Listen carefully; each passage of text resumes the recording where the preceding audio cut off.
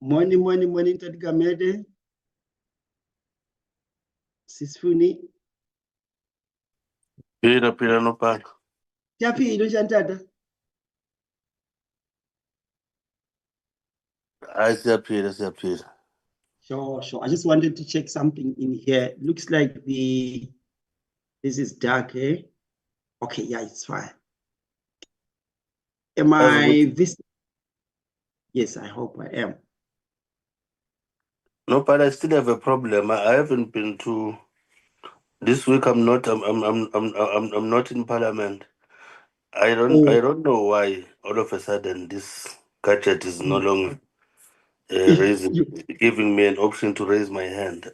Yeah, all right, yes. I really don't know, but I will check what I can do. Just check if I can do something now. Honorable Skede. Not sure if I can raise a hand for you, but I will have to get an indication. But it doesn't show me the option. The only thing I know is that morning. On my side, it only shows my name and mute. And mute, ne? So it should be because I cannot even raise my hand. I had a problem with me as well. But let me also check. Because the only thing I know is that I can help you lower your hand, but raising it, no. Yeah, but I will alert the chairperson as well, ne? Okay. You have this, yeah. Okay. Yeah, okay. That is good. The morning. Mornings. How are you? You good on yourself? No, I'm fine, man. Yeah, thank you so much. Much. Yeah. Man, I'm struggling with my video. When I try to log in with video, it stands an unable to access camera. Allow Zoom Workplace to access your camera from device menu. Yes. That's a challenge because we've been talking with Honorable Gamede as well. He's got a problem raising his hand. I'm not really sure what I can do on this side, but I'm trying to check because it doesn't give me the option yet. Okay. Yeah, but I'll write a note to the chair, ne? Okay. Hoping that it can be solved during the course of our meeting. No, it's fine. Sure.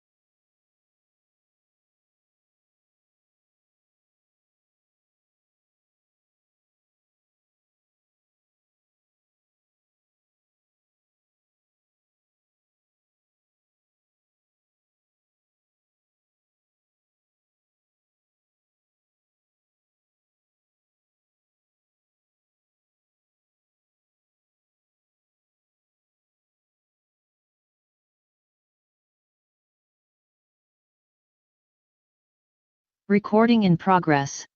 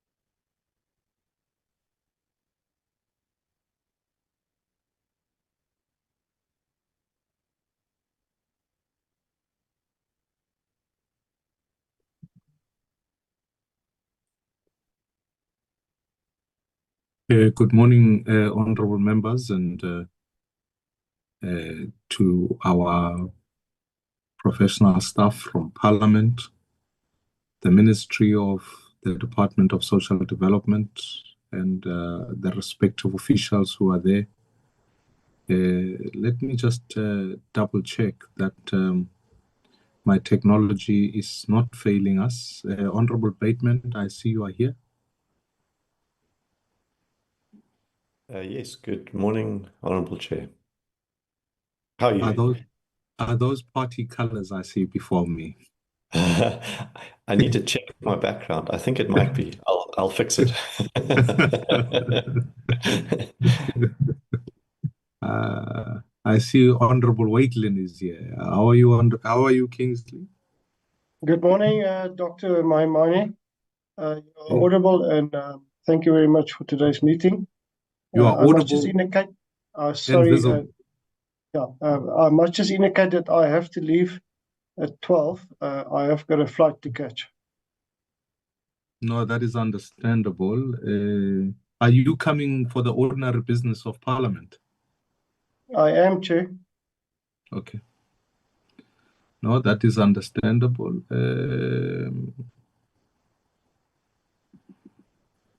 I think I can hear. I see Honorable Talega Mazibuko is here. She has come back from FNB Stadium.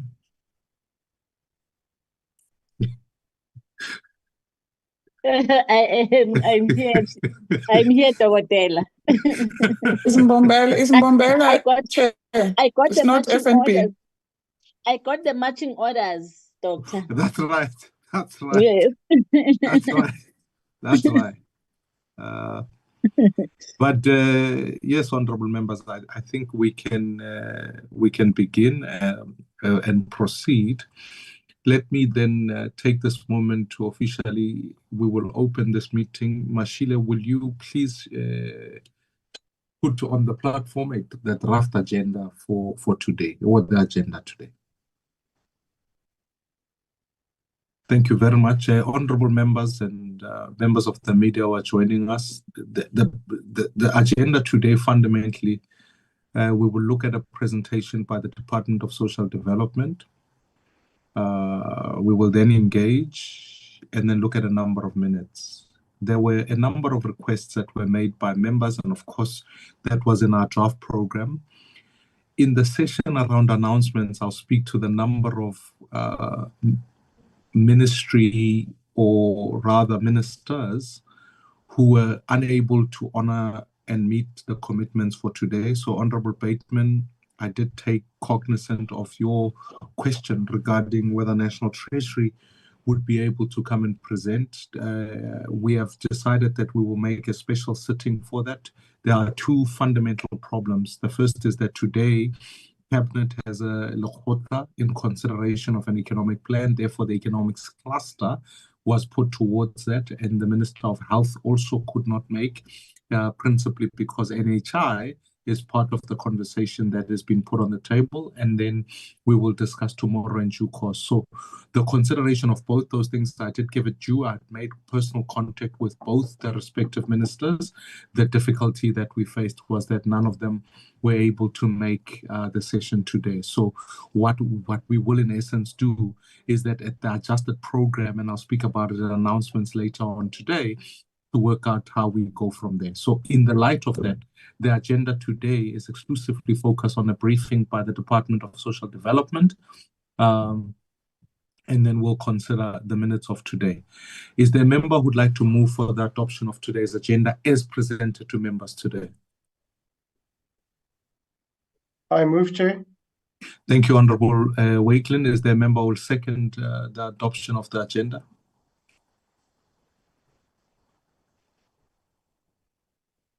I second, Chair.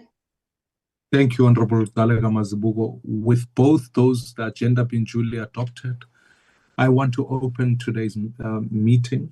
I want to thank the Department of Social Development, keeping in mind that this is the second engagement that we have with the Department of Social Development. Before we go on to that, let me check if there are any apologies that have been sent for today's meeting. Mashile, did you receive any apologies for today's meeting? Yes, good morning, Honorable Chairperson, honorable members, and everyone on the platform. Yes, we do have an apology from Honorable Kwankwa, who is on a trip in China on official engagement. We also have an apology from the Honorable Ashur Sarpin, the Deputy Minister of Finance, as well as Ms. Longfusi Chaso, who is on leave. Thank you very much. From the various political parties on the platform, are there any apologies that we need to take note of? I did acknowledge in our previous conversation, Honorable Wakelin, that you need to leave at 12. I want to safely presume that hopefully by then, given that we have a 9 a.m. start, we should be able to be done by then. But are there any other apologies that I need to take note of?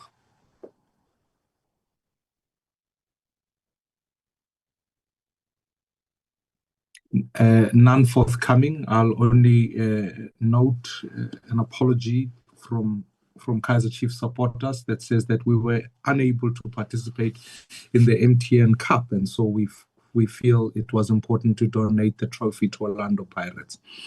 Other than that, we can proceed with the business of today.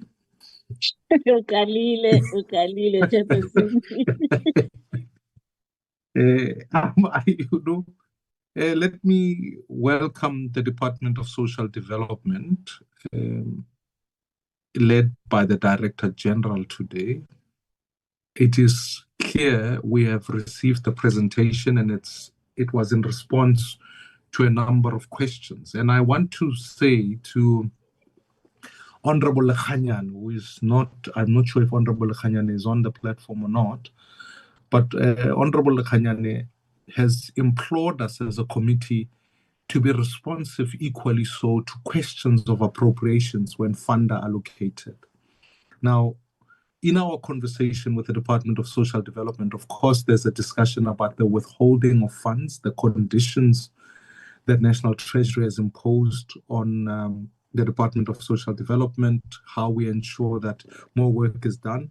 We will discuss today a discussion on the Social Relief of Distress Grant. But also one of the key questions as implored by Honorable Lekhanyan is that we are not ignorant to when matters develop in news and newspapers regarding departments that the funds are appropriated to. So it was then equally important for the committee to put forward a question regarding the trip to New York, which will be in the presentation pack that is before us. And then lastly, to look at what is the best way forward given the Money Bills and Related Matters Act. So that outlines effectively much of the discussion that will take place today. The slides are voluminous, if I could say that, DG, but I want to encourage you that obviously and naturally we want to leave as much time as possible for members to be able to engage on the discussion. So I'm going to allow you for about 40 minutes or so. It is now 9:10 or just thereabouts. That closer to in about 40-45 minutes, you can go through your presentation. We'll allow members to engage, and then they can we'll have enough time for deliberations and engagements. In the light of that, let me welcome the Department of Social Development. Also acknowledge, I think, DG will speak a little bit about the Minister's absence. They had sent us a communication in this regard, so we'd accepted the apology on that score. But perhaps maybe you can allude to the Minister, and then we can proceed from there. Welcome to the department. Thank you very much, DG. Thank you very much, Chair, and the honorable members, and also need to congratulate Chair for obtaining the PhD, doctor our doctor, my money. Thank you very much, and it's very encouraging, and we are so proud of us moving into the next level. Thanks very much. I want to send the minister's apologies. They are in cabinet. There's that cabinet meeting today, which they are discussing the economic growth, and everyone was requested to be part. So I am going to be leading the team. The team will be made of, you look in the presentation, is voluminous because we have got areas that we have dealt with in the previous times, which I won't delve much on. But I will also request the CEO of SASSA, who is here, and I am with my executives. The executive of the Department of Social Development is with me here, and the executive of SASSA is with the CEO. They will take the rest of the presentation. The presentation outlines a lot, and I think we will delve much on, I think, the issue that the chairperson have raised, trying to explaining the reasons and why. Let me go straight to the presentation. I know the 40 minutes, I need to take 10 or 15 minutes on that. The outline of the presentation is the contextual overview, which I think we dealt with in the previous time. I think it was presented earlier. The second issue we are going to deal with is the issues of the governance and the funding challenges that we have, and that impedes the department's execution. And then we will have a comprehensive report on the recently reported trip to New York. And also then we'll have a list of programs that need to be changed, update on the strategy to curb corruption, strategies for verifying legitimacy of clients, plans to ensure SRD clients receive their benefits, and the conclusion and recommendation. So I won't take much on the issue, just to say that we have alluded to the committee what the mandate of social development is, especially in the provision of care and support services to vulnerable groups through the implementation of social security and welfare and community development to ensure that we contribute to the growth in the country. The other issues of note is to, next slide.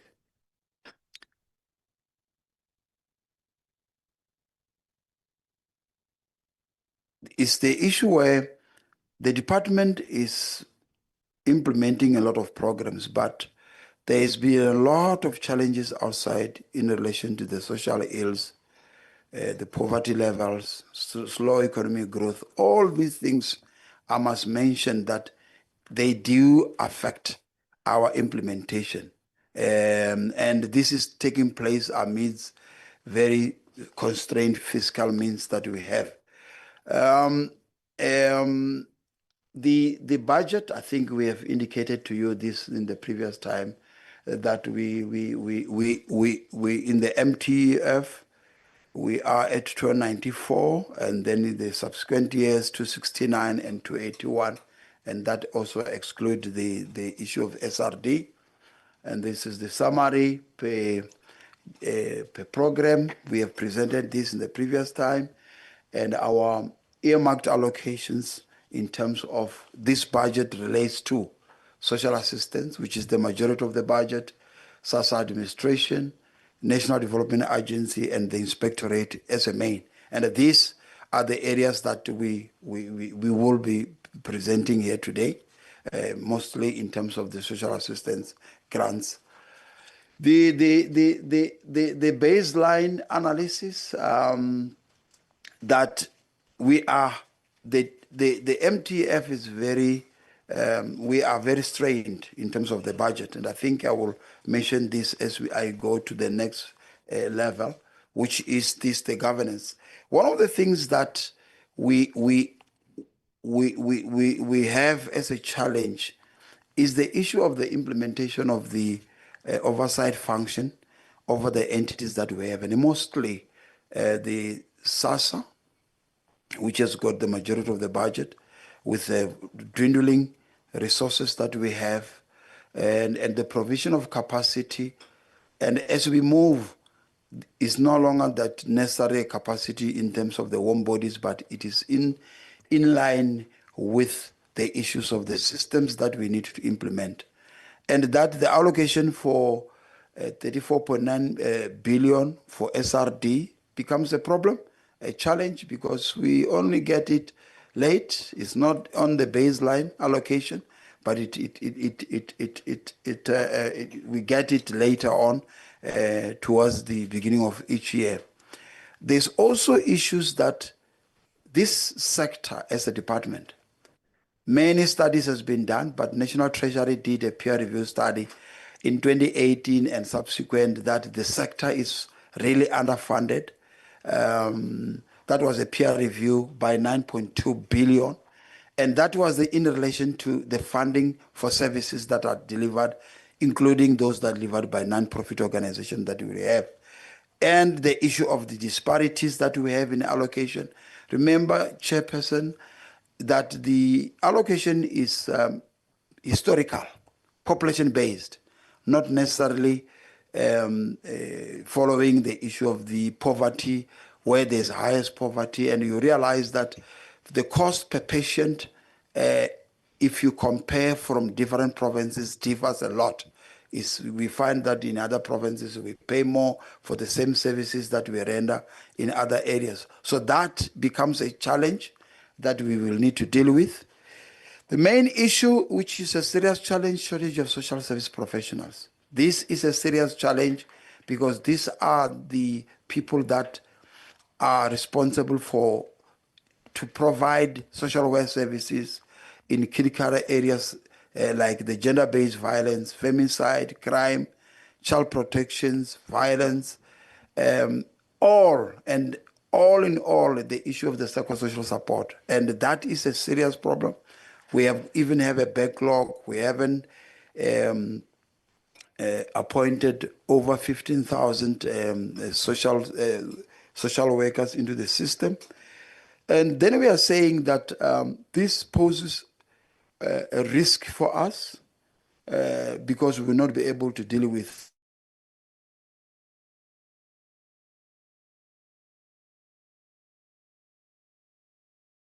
We appealed, and it hasn't been heard.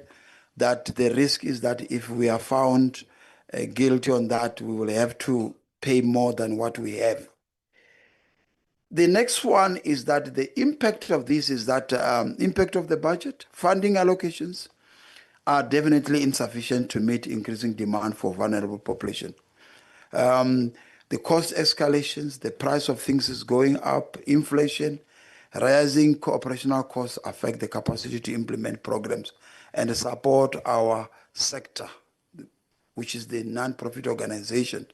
The impact on the mandate execution, reduced ability to scale services to vulnerable groups in the country, inability to increase and expand funding. You will realize that if you go to areas like in the metropolitan areas, like in the cities, where there's a lot of mushrooming of different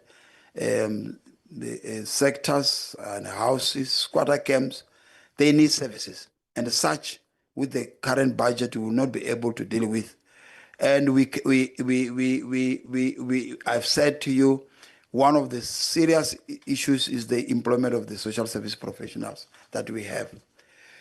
That is the issue in terms of the governance and the challenges that we have, which impede on us to implement the services.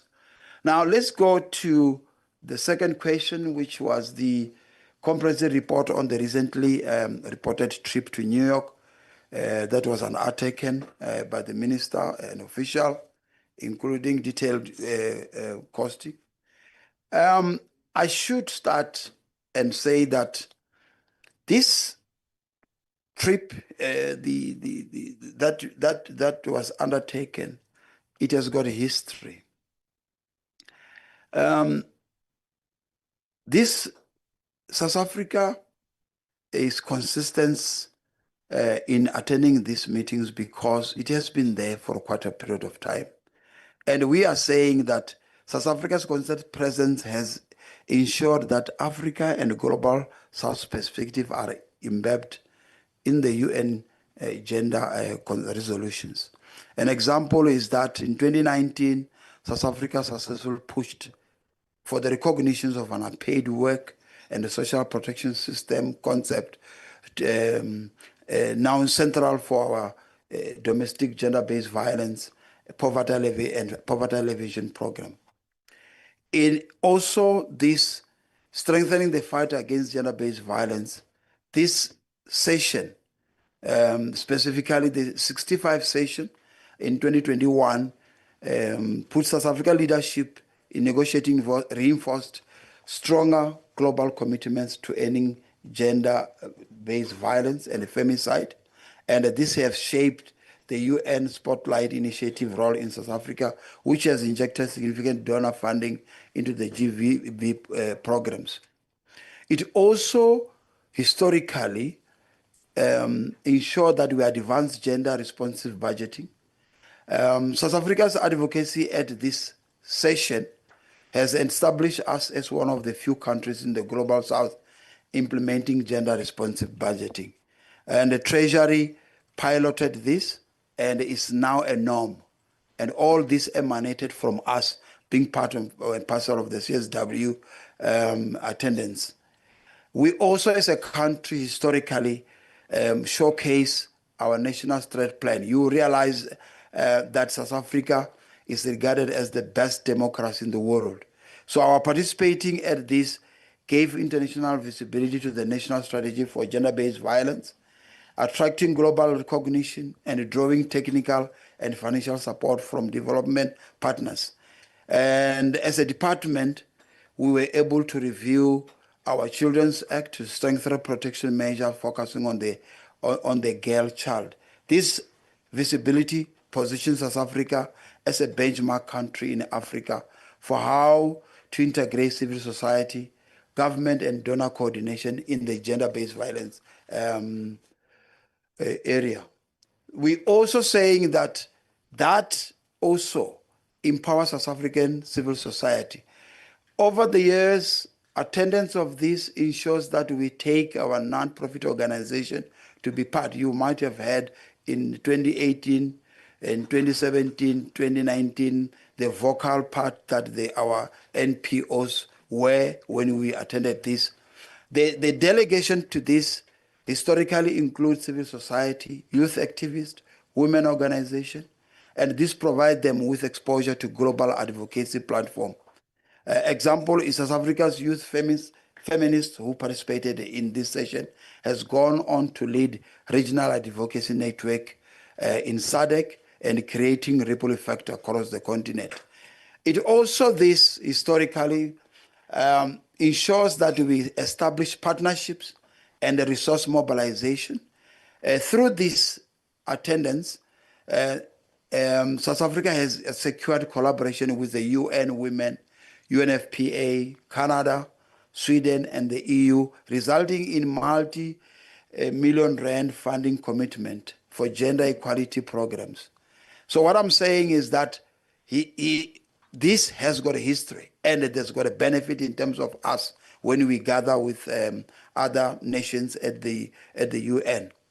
And also this has strengthened our continental leadership in SADC and AU. South Africa visible leadership at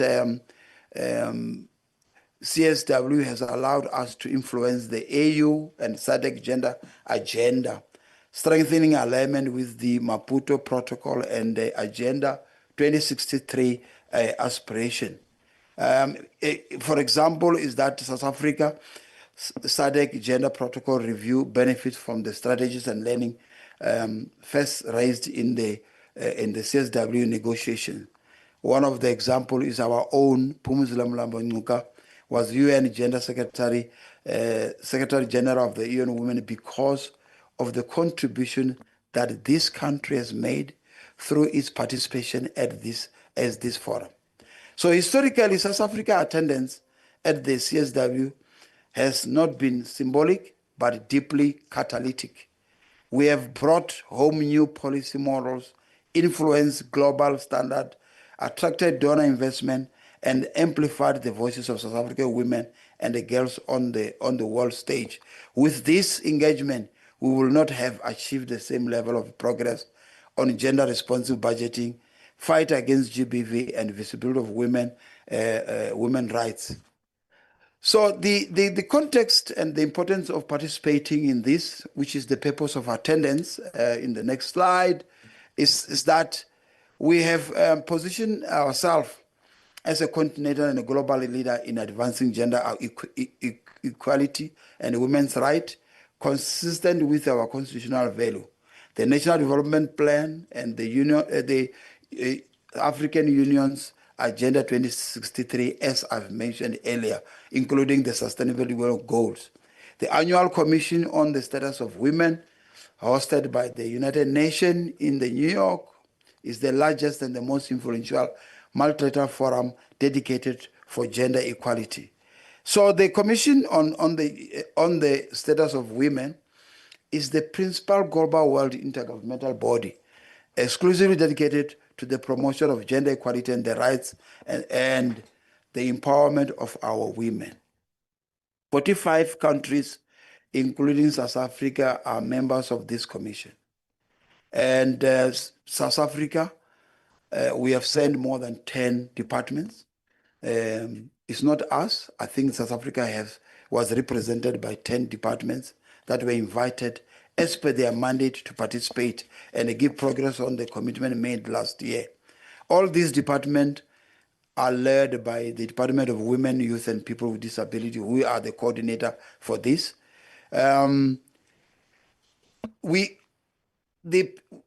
continue with the purposes also. South Africa is a member of the global community and therefore is obliged to participate annually to this World Forum. It affords an opportunity to track progress, achievements, challenges, gaps, and intervention in relation to these international treaties, norms and standards, and other frameworks that we have developed that comes from there.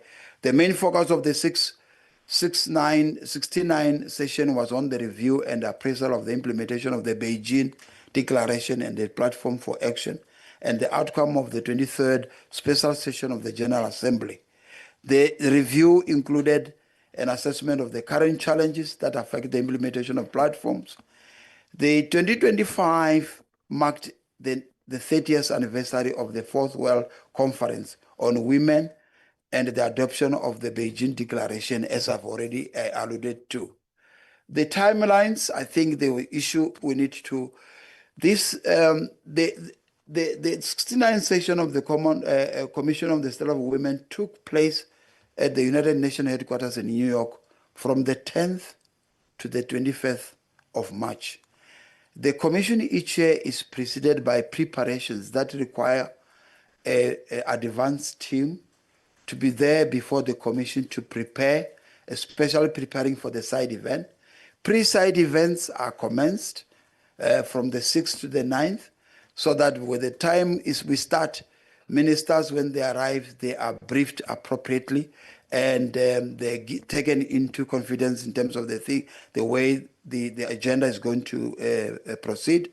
The official opening and the country reports and the concurrent session started on the 10th to the 14th of March.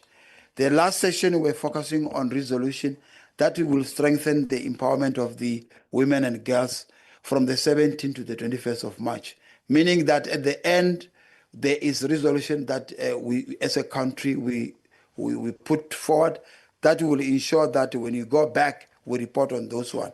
And the creation of the commission resolution require officials to remain and to develop such and deposit them in the UN system before. There were several side events of this. These side events, the commission convenes many side events and parallel sessions and activities organized outside the formal program. And South Africa attracted a lot of those. Remember, as a country, we lead in many areas. We are the front runners in the implementation of our treaties and the protocols. So we were part and parcel of these side events, which provide an excellent opportunity for member states, UN entities, and NGOs to discuss themes on the Commission and other critical gender quality issues. And this side event started a week before, as I've already mentioned, and thereafter, as we were preparing for the resolution of the CSW. We also had one-on-one meetings between different countries. What happens is that when you are there, you will be requested to come and present, and also ministers will be requested to come and do different things. So one-on-one meeting between different countries with the purpose of identifying issues and defining perspective on areas of mutual interest takes place. And this becomes an opportunity where we teach, we impart our knowledge, and we also learn from them. Opportunity to expand our boundaries and reach to establish and build future strategic partnership and a beneficial coalition. That, for example, the issue of memorandum. Out of these sessions, several memorandums and agreements has been signed. Opportunity to advance our national interest and exert influence across countries, serving as members of the Commission, and build positive reputation and image. That I said to you that South Africa is put on the right place.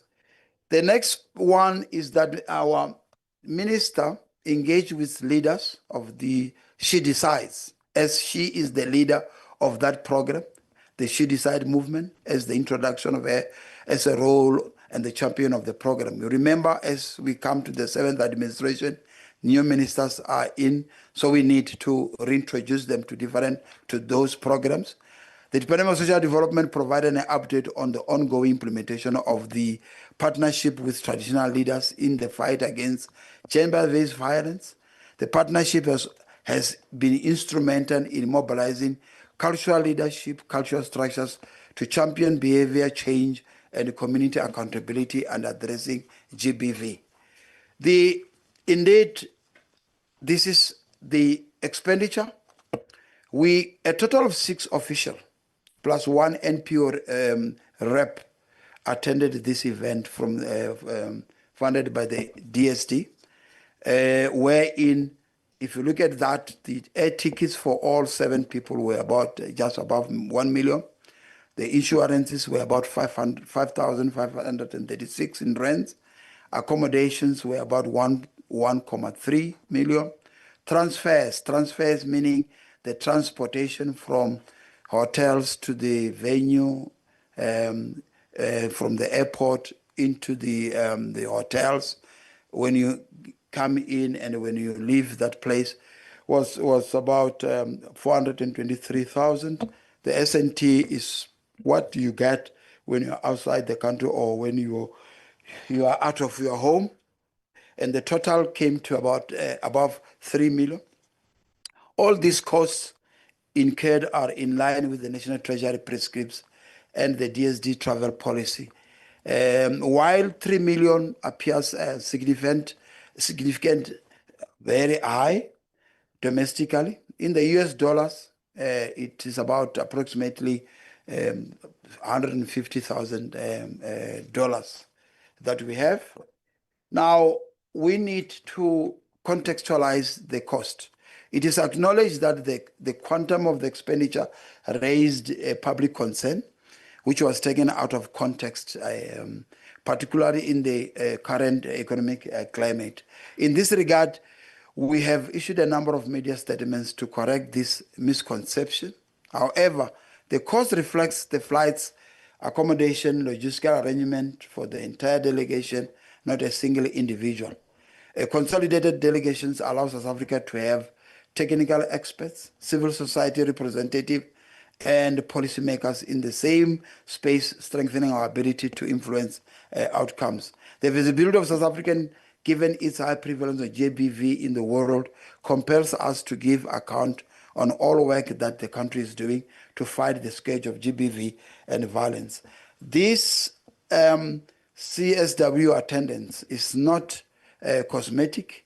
It translates into policy, influences, funding opportunities, and improved service delivery for our women, and also the lessons that we obtain from that.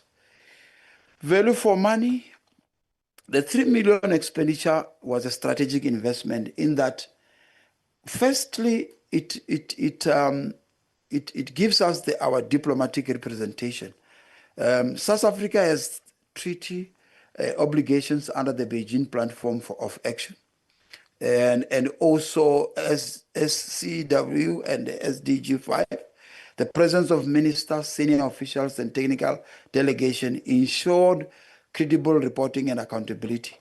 By engaging multiple countries and multiple partners in one forum at a go, South Africa avoided the much higher cost of arranging separate meetings and separate bilateral trips. For perspective, engaging with even 5 countries individually could far exceed the cost of single cost that we incurred. We also have the negotiating influence. It gives us an opportunity, and also CSW outcomes influence global frameworks that directly shape domestic policy and the donor funding for women empowerment program. South Africa successfully lobbied for stronger language on combating gender-based violence and recognizing the care economy. We also have to showcase South African leadership. South Africa presented its integrated approach to addressing gender-based violence and femicide, and its gender-responsive budgeting model, both of which drew interest from peer countries, creating partnership and learning. But the last thing is also the issue of the capacity building, wherein our officials get a lot of knowledge, network with other international organizations. The enhancing global standing, enhancing global standing, reinforcing South Africa's image as a gender right champion, strengthening our voice in other global fora, and also we were able to mobilize resources from different areas. Several development partners expressed willingness to support South Africa. As you're aware that the other area that we have in the country are donor funded and donor supported. And this could have leveraged a lot of millions for ourselves. We also learned a lot in terms of the policy alignment and fine-tune what we have and the implementation of that. Lesson learned will help fine-tune the implementation of the GBF with tested models from countries like Canada and Sweden, and also the regional influence. When we were in this place, other SADC countries and also Africa as a whole learn a lot from us. And when we come back, they usually want to come here. We have most of the countries wants to come and benchmark with South Africa.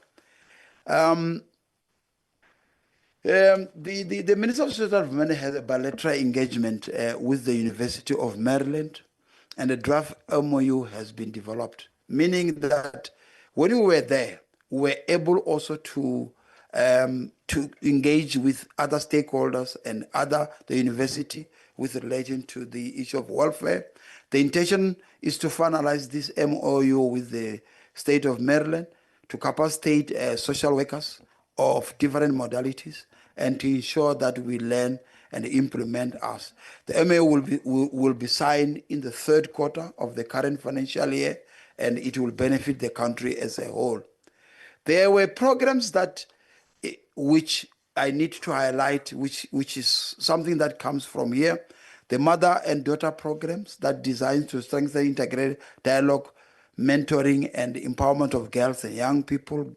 The girl child program addressing teenage pregnancy, strengthened program on substance abuse disorders, the gender-based violence initiatives, which build a cadre of young leaders and community champions advocating for prevention, awareness, and responsive support in the respective communities. These are from 42 villages, an example of the 42 villages that were in Tawanchu.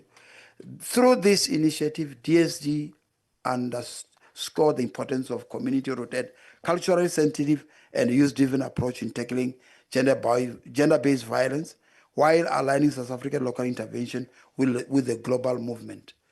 Chairperson, I think in conclusion, moving forward, DSD will introduce additional internal controls within ourselves in terms of the publishing future UN engagement report on our DSD website for public access, impact tracking through establishing a monitoring system to ensure tangible benefit derived from such trips is published and we learn out of it. In conclusion, the 3 million must be seen as an investment in South Africa's leadership on gender equality with direct benefit for our domestic struggle against gender-based violence, women economic empowerment, and international credibility. Walking away from this platform will have far costlier for the women and the girls we serve in this country, as we learn a lot and we got a lot of accolades for being there and being there and showcasing our work while also learning in this area. So this just give an account in terms of why it's important for us to go there, and despite the expenditure of 3 million that we have, and say that our 3 million is worthwhile spent because we were able to deal with a lot of issues and we gain a lot from that. Let me, Chairperson and honorable members, request the next SASA CEO to take us from these questions, a list of programs, and up to the end of the presentation. Over to you. The CEO of SASA is Mr. McClough, will lead this part. Over to you, CEO.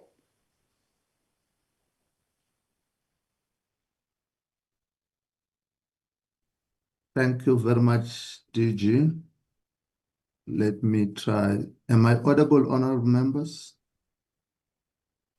We can hear you. From That's this fine. side. I want to put a video here. Honorable Dr. Maiman. Once again, let me also congratulate you. your achievement, Dr. Maiman, and good morning to you once again, and also the honorable members. Indeed, the DG has taken 40 minutes, and the chairperson wanted us to speak within 40 minutes. I will try to summarize within 10 minutes, Honorable Chair. The first question that was raised was with regards to the master service agreement with Postbank. Safe to just to indicate that, yes, indeed, we have served the notice in terms of the clause 5.1 to terminate the agreement. We just highlighted here a number of notices that we have served. We've started to serve the notice in December 2023, which after some time, Postbank rejected the notice to say it is too short notice. We have served another notice. We withdrew the one that we have served in December, then we served another notice that was for 18 months in terms of what the exit clause dictated. So that's where we are, Chair. But safe to indicate that we have really clarified the notion that beneficiaries will not be affected with the termination. It's mainly a contractual and a legal process that we had just had to undertake because of the significant change and adjustment of the service. The next slide, Chair, we're responding to, if we can just move to the next slide, the issue of modernization and digitization of our grant process. The question about how do we improve our business process. Can the slide move, please? We just wanted to indicate, I don't see the slide moving, Chair, unless if on your side is moving.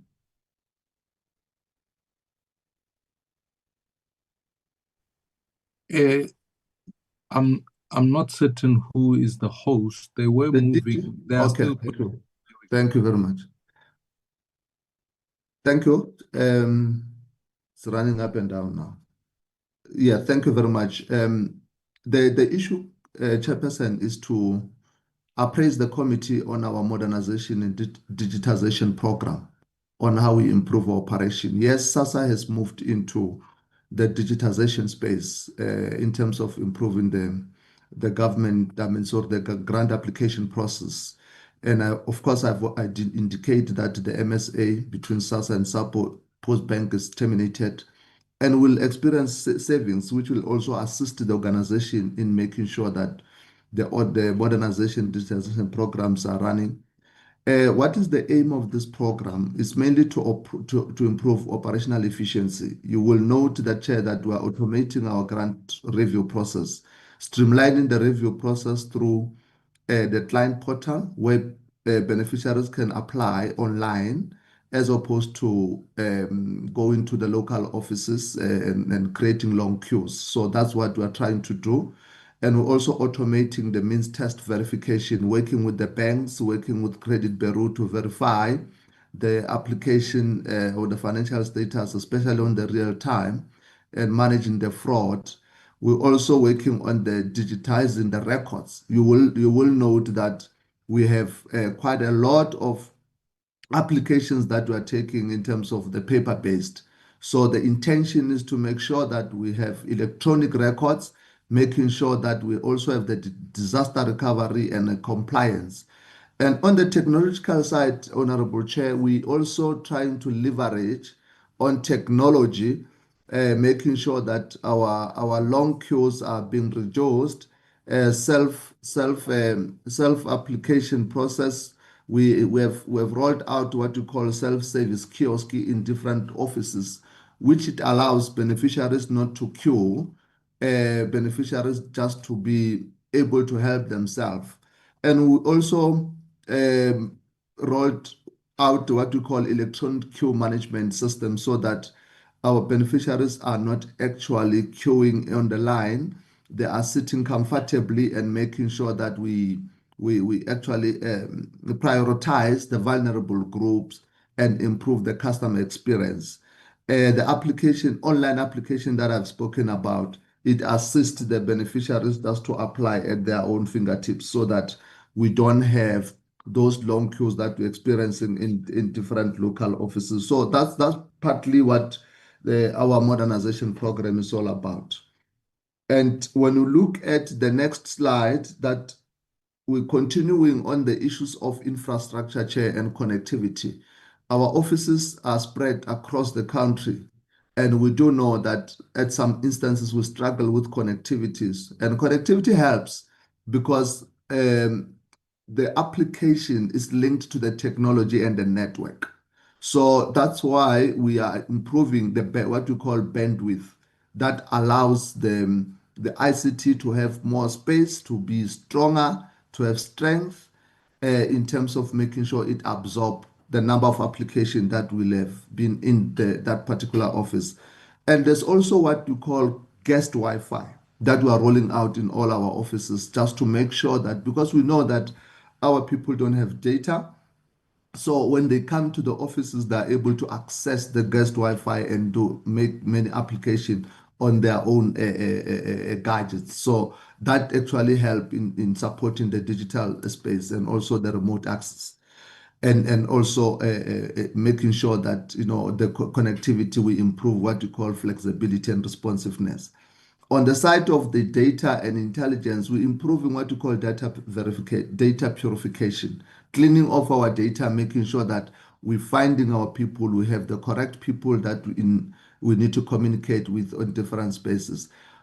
Another issue that we were working on is the cybersecurity enhancement, including the biometric database, cyber range security solutions, because these are some of the things, because the cyber attack has actually become so dominant in the recent times in our system. And also improving the stakeholder governance and engagement. We are actually working very hard, working with the presidency as well, in making sure that we will do what we call pilot for national digitization initiatives, leveraging on the digital public infrastructure. We're working on those programs, call center modification, modernization. We are aware that a number of people are calling our call center, and at some point you find that there's that lack of agility at some point. But we thought let's upgrade the system to handle a number of inquiries as they come. And also the customer satisfaction surveys, we need to make sure that we collect the feedback, we engage with the communities and understand what is the feeling about our work. So the next slide just gives you the progress with respect to what we've already done, what I've just reported, that we've already, the number of offices rolled out the electronic queue management system. It is there in terms of the number of offices. The self-service kiosk, already there's progress that we've made. The portal, there's progress we've made. Electronic know your customer, that we implement in the social relief of distress system, where it involves a lot of verification. We've already done that. The guest Wi-Fi as well. There's number of offices. So this slide is just showing you, Honorable Chair and members, the strides that we've already advanced in the initiatives that I spoke about. The next slide talks to the challenges in terms of the curbing of corruption. The curbing of corruption and fraud in the organization, we have spoken at length with the minister, especially after we have received the report from some of the students in the Stellenbosch as well. And we've taken that report, which talk about the vulnerability of the system that we have in, apart from all other reports that we also did internally that spoke to what weaknesses exist and what type of systems that we can put in place. So we will then talk to what we have done so far. And we just need to put this as a highlight, that to show that the organization is really working. Our systems, our reviews, our biometric that we're putting in place, it's assisting to even identifying or getting our own officials that have been found to be on the wrong. So we are reporting here that if you look at in Gauteng alone, 8 officials has been arrested because they processed almost 57 time bank fraudulent processing of grants, and also the 139 of that affected the gold cards. So just a significant progress. This is just one of the highlights of many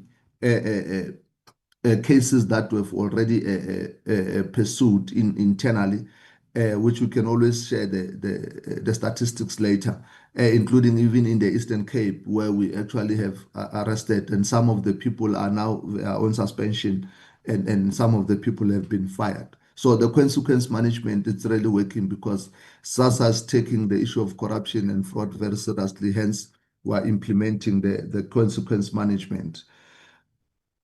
And then going forward in the next slide, I'm emphasizing the internal control that I just highlighted earlier, that the cyber security and data integrity, we are working on that after having analyzed all the reports, all the weaknesses that we've identified. We have managed to do what we call Cyber Security Operations Center, where we've expanded that functionality, which is designed to monitor the security incidents on real time. And then we've also implemented what we call non-repudiation on web-based on the SRD system that enhance accountability, especially on the digital transactions. Also, we're able to deal with what we call the issue of duplicate fingerprints detection. So we've dealt with that as well. And we're going to complete that in April next year. And more importantly, recently we have just rolled out our biometric beneficiary system, which we have implemented, and we started rolling it out in September this month. And we are beginning to see quite a lot of fruit on the system itself. And then there's also this issue of funeral policy, that we're trying to bring a system that prevent unauthorized deductions, because there are people who parading as government and which we have no knowledge of. I've spoken about the electronic know your customer that we're also implementing, that help us to identify and make a verification and reduce manual errors, including the means test with different banks. So those are some of the developments and the control that we've put in place. The next slide just depict key issues to say, of course, systems does have challenges. If you look at the legacy system integration, the digital literacy and exclusion, we do have those challenges, connectivity and hardware and resource constraint. But those are some of the things that we're actually working on. And then if I had to zoom into the next slide, just to show what, amongst other things, the social relief of distress, vulnerability and assessment, what actually were identified, amongst other things.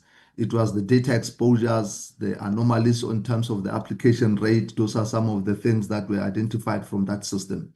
But we are pleased to report that I think we had multiple security technologies that we have already put in place to secure and protect the system of the organization, including all the firewall, the anti-fraud, antivirus, the awareness, and what I spoke about, the Security Operations Center that we've expanded. And we're continuing to work diligently on the system so that we protect the data. Now, the next slide, Chair, speaking about the plan for verification on the legitimacy of the grant. It's safe to indicate that recently, again, I think back in June, May, we have announced that we're going to enforce regulatory compliance in terms of the Section 3032 of our social assistance regulations. What is now happening is that we're running what you call a grant review process. A grant review process will allow us just to suspend, decrease, and cancel the grants that are actually no longer eligible, because you do find a lot of beneficiaries that their financial circumstances or all other circumstances have changed in the main after they've applied for the grant. So the Act allows that if they've changed, you need to review them. So it is the law. We have to review them because some people get a job, some people actually get businesses. So that has to be reviewed so that we save and safeguard the fiscus of government. And also internal audit assisted us to conduct the regular audit assessment and also test controls that are meant to help in making sure that we conduct the review frequently. So those are some of the things that were done. On top of that, there's what we call bulk and ad hoc reviews, which we have been doing that, Honorable Chair.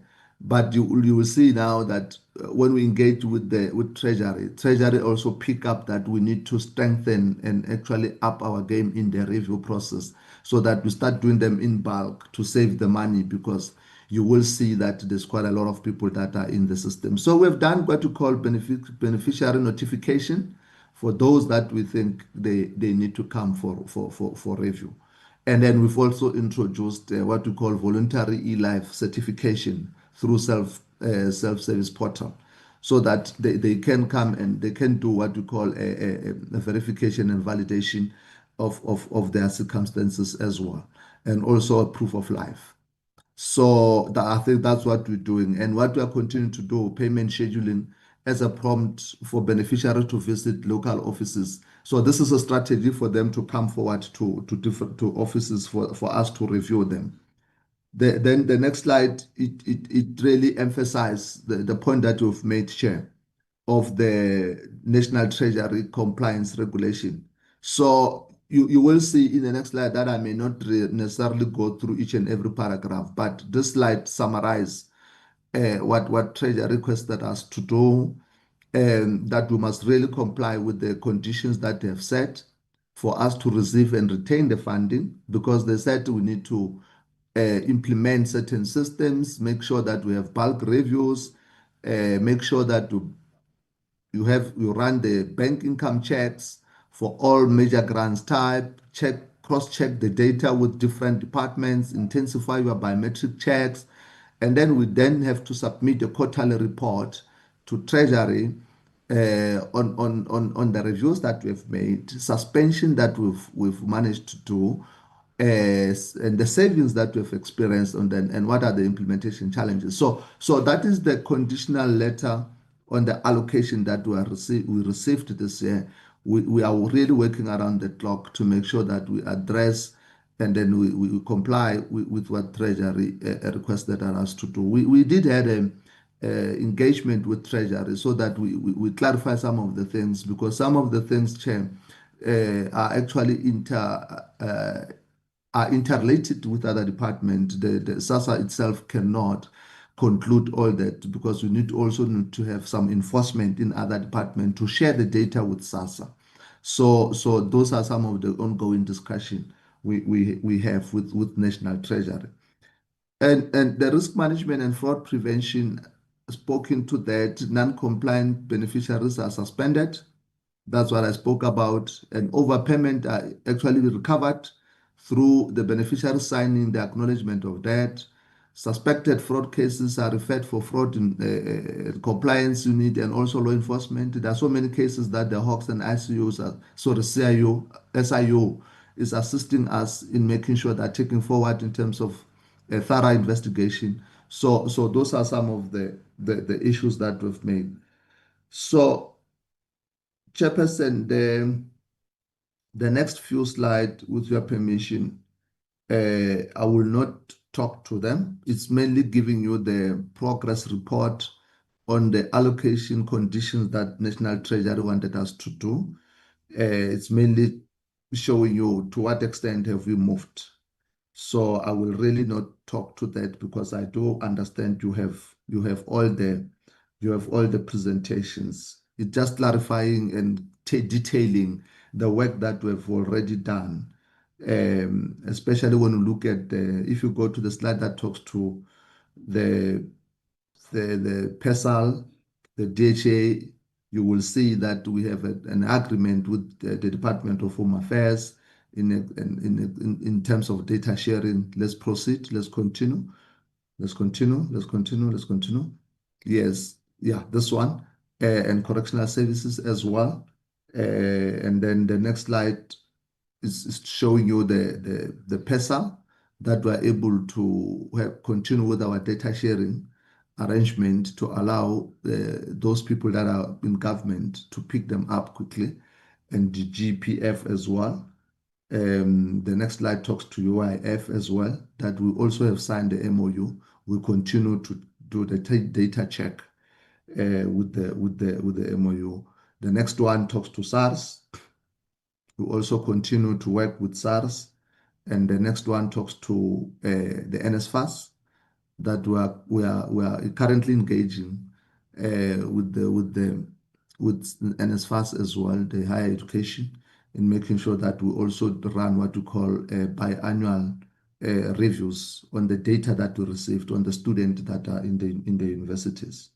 So, and then the next slide just show you the progress that we've already made in terms of the incomes checks, in terms of the number of reviews that we've made as well. I won't really read too much into the slide. Let's go to the interim arrangement to ensure that the beneficiaries. The next one, Chair. Thank you. Yeah. So in this one, it's mainly talking about the arrangement to ensure that eligible recipient receive the social relief of distress. The so-called SRD 350. There's what we call mandatory EQIC for new applicants.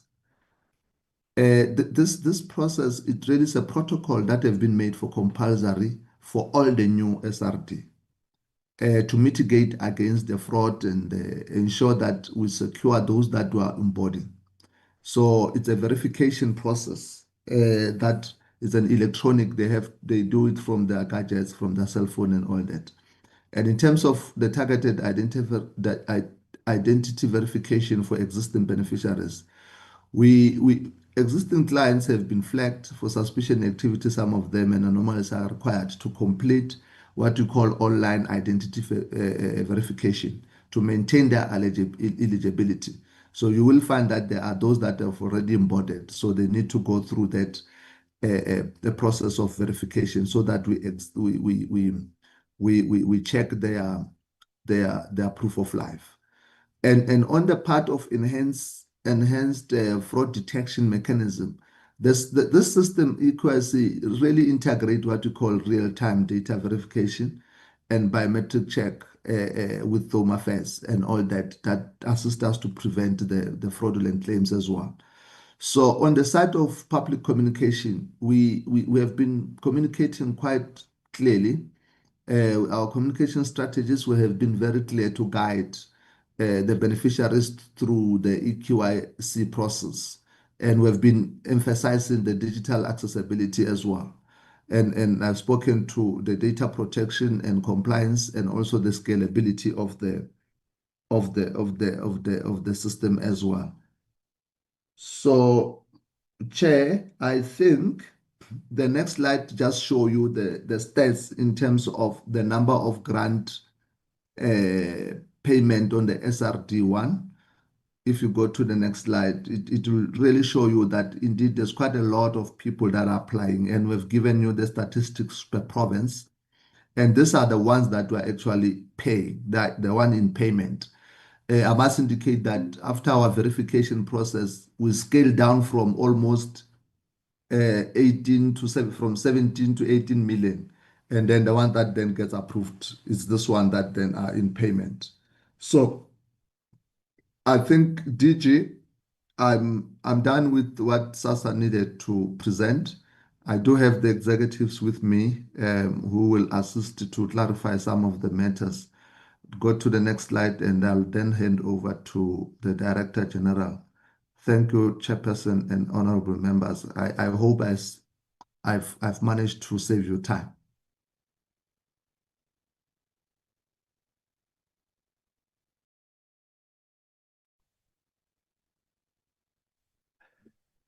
Thank you very much. The last slide just is a recommendation that we recommend that the Standing Committee on Appropriation note the presentation on the issues that the committee raised through their correspondences, so that the committee can note this. Thank you very much. Thank you, Over to DG.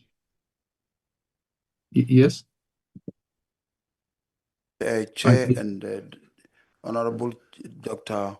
Chair. Thank you. No, thank you very much, DG, and thank you for, firstly, to you and the CEO for your words of congratulations on personally. I want to express gratitude for that. And, you know, we do this in service to the people of our country. And so I appreciate the note in that regard. I'm going to allow for committee members we can deliberate now on the presentation. As you can appreciate, there are a number of issues that we've come through. I'm going to implore committee members, given that we've got time, if we keep the questions brief and succinct, we can have another round of deliberations for clarity, etc. But I would like us to keep ongoing on this subject. I also, DG, want to emphasize the fact that naturally, the Money Bills and Related Matters Act empowers this particular committee to be able to make recommendations, amendments, rejections of the budget process. And so part of the discussion that we need to have is how effective some of the programs have been. There may be some questions that need to be supplemented in writing so that in compilation of as your last slide makes a recommendation that the committee notes it, I would urge needs to be bolstered, that the committee itself needs to be able to interrogate, deal with it so that it can make its own recommendations going forward. So I'm going to take it in that spirit. I recognize, so in essence, that's the work that the committee is engaged in doing. I think we are long past the space where the committee engages for engagement's sake or compliance for compliance sake. We really need to get around to using what Parliament was designed for, which is to use the law to impact the budgeting process, not only to hold accountability, but to be able to represent their people.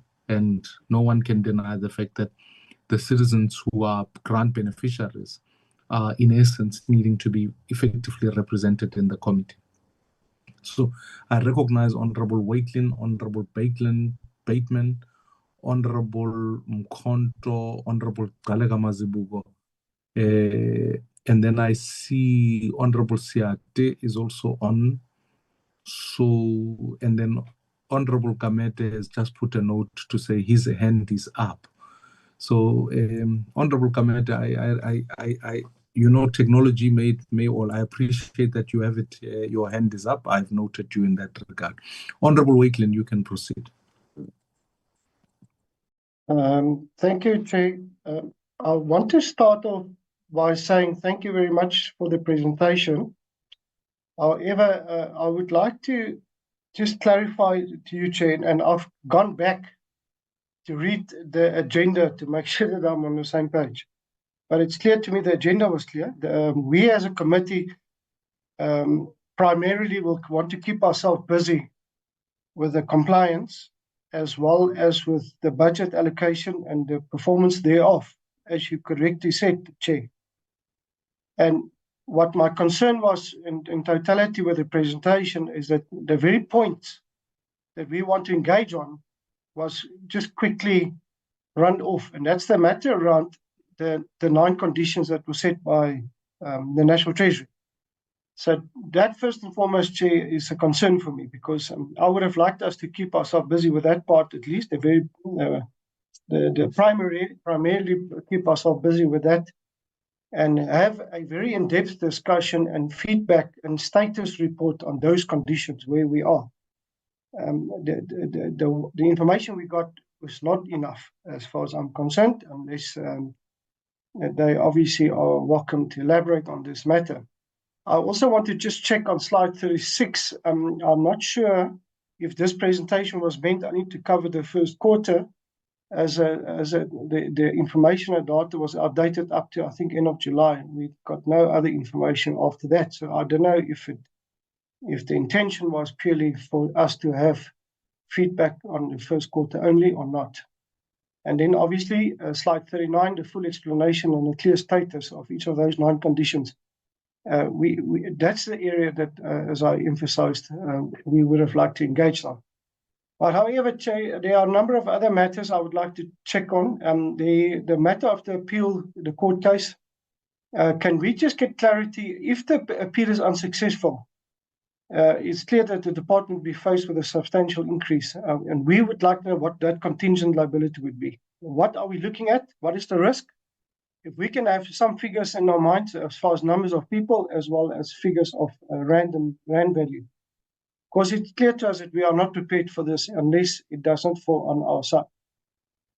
As far as the Post Bank is concerned, I would like to know, and I know that they are busy engaging than other banks and putting in new systems and the likes. But my point I want to leave with the team is what comes in the place of the Post Bank, and are you ready for that? Yeah, I mean, we had lots of stories about the Post Bank. However, if that's half the system that works, then it must work until such time we are ready to continue with a new engagement or new strategy or new plan. But that is not being told very clearly to us. I also would like to know the NSFAS check. What was the results? That's exactly one of the points I wanted to raise. And what was the results so far? Did we find any anomalies, any corruption? Because we are particularly driving those points as National Treasury is looking at the alignment between all the departments. Then, Chair, a few questions I need clear answers on. I received information of a lot of NPOs that have not been paid. My question is, when can we have some sense of what the backlog is and when these NPOs will be paid? And when will that be finalized so that we can also start tracking that and to ensure that these people are doing the good Lord's work and they are not being looked after. Then, Chair, just a few operational matters, if I may quickly, 3 last questions. The last one is the capacitation of the Central Drug Authority. We didn't get any feedback and information around that. I would like to get some clarity where we are. Did we capacitate the Central Drug Authority? Where are we with that particular project? Then there was a project that refers to children that was moved from it's called the Office of the Rights of the Child, that was moved from DSD to the Presidency. Has that office now been operationalized? Where is this office? What's happening with that office, particularly around the vulnerability of children? I just want to get a sense that that process is well on its way. Then at one stage, Chair, we have raised a matter around child support grant for children who turn 18 before they reach matric. And we have raised this before, and we requested that would be in the calculation be updated within the APPs. I'm not so sure if that has been done. And we also know that, and the DSD has also acknowledged that there's a gap and risk of children dropping out as a result of not having support whilst they're still trying to finish their matric. Chair, then the biometric system is the last question. I would like to know where we are, clear implementation target set, deadlines project, detail around this project, where we are, so that we can be on the same page as some of the other departments that's way ahead as far as the biometric systems are concerned. I hope they've captured all these questions, because I'd like to have answers on all of them and not get ignored like the last time. Thank you, Chair. Thank you, Honourable Waitlin. Honourable Bateman. Thanks, Honourable Chair, and thank you very much for the presentation. On slide 33, it covers the topic of fraud and corruption. And the concern there is in the area of consequence management. Whether or not SASSA and the department always press criminal charges where applicable to ensure that corrupt officials don't resign before being disciplined and then reappear in other government departments. Does the department monitor and ensure that criminal charges are pressed when there has been fraud and corruption? That's the first question. And the second question On slide 36, it says SASSA is pleased to report that all the vulnerabilities have been remediated, which is a very bold statement to make in the area of IT security and system security. I'd like to know whether SASSA has hired any third parties to conduct penetration testing on its systems, and also any third parties to audit its security policies and controls, and what were the outcomes of those tests and security audits. Thanks. Thank you, Honorable Bateman. Honorable Konto.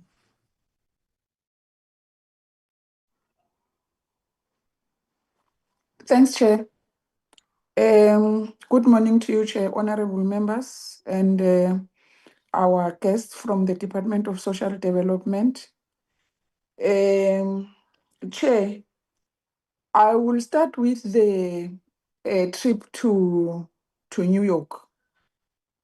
I think, Chair, the biggest worry about this trip is that there are departments that spend more than what the leading department did, specifically this department.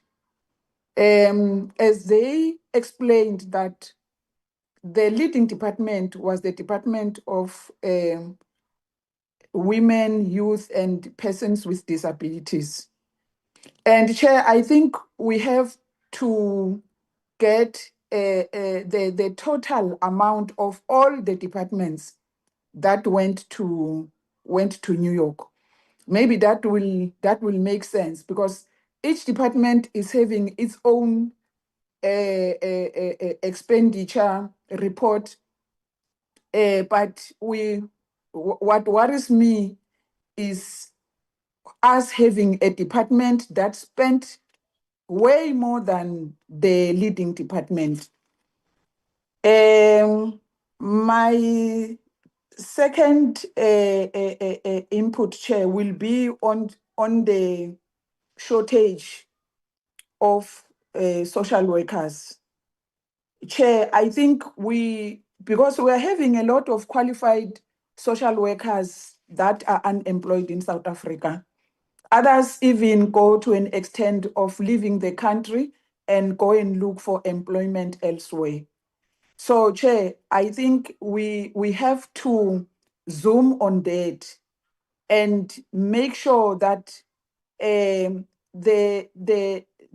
increase in the appropriations to this department, at least there are funds that will focus in making sure that social workers, social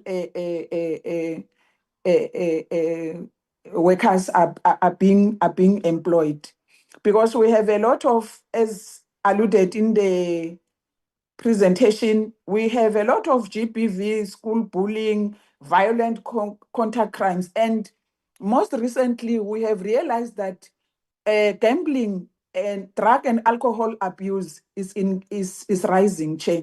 So we really have to look at that as the committee. The next one, Chair, will be, I don't understand when the DG says there are people who are moving from rural areas to the cities and stay there in squatter camps, and they have to service them. Because my understanding is that they move with their beneficiary statuses. If a person moves from Mpendle to eThekwini, and that person is I assume that person is a beneficiary already. So when he or she moves, then she or he moves with his beneficiary status. So if that maybe can be explained to me. The next one, Chair, what is the plan to make sure that the modernization and digitalization program also benefit the old age beneficiaries, the old age grant beneficiaries?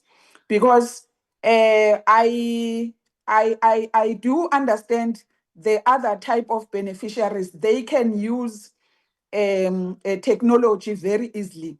But in most of the old age grant beneficiaries, specifically in the rural areas, it might be a problem. So I want to know, what is the plan to make sure that they also benefit from this modernization? The next one, Chair, is, Chair, I don't understand what information does this department seek from the credit bureau? And what type of information has a potential to result in an individual's application being rejected? Those will be my inputs, Chair. Thanks very much. Thank you, Honorable Mkonto. Honorable Talega Mazibuko. Thank you very much, Chair. Chair, maybe let me piggyback on the input regarding the trip. Chair, we hear the benefits given by the department, and I think indeed it was an important trip, especially on the best practice learnings.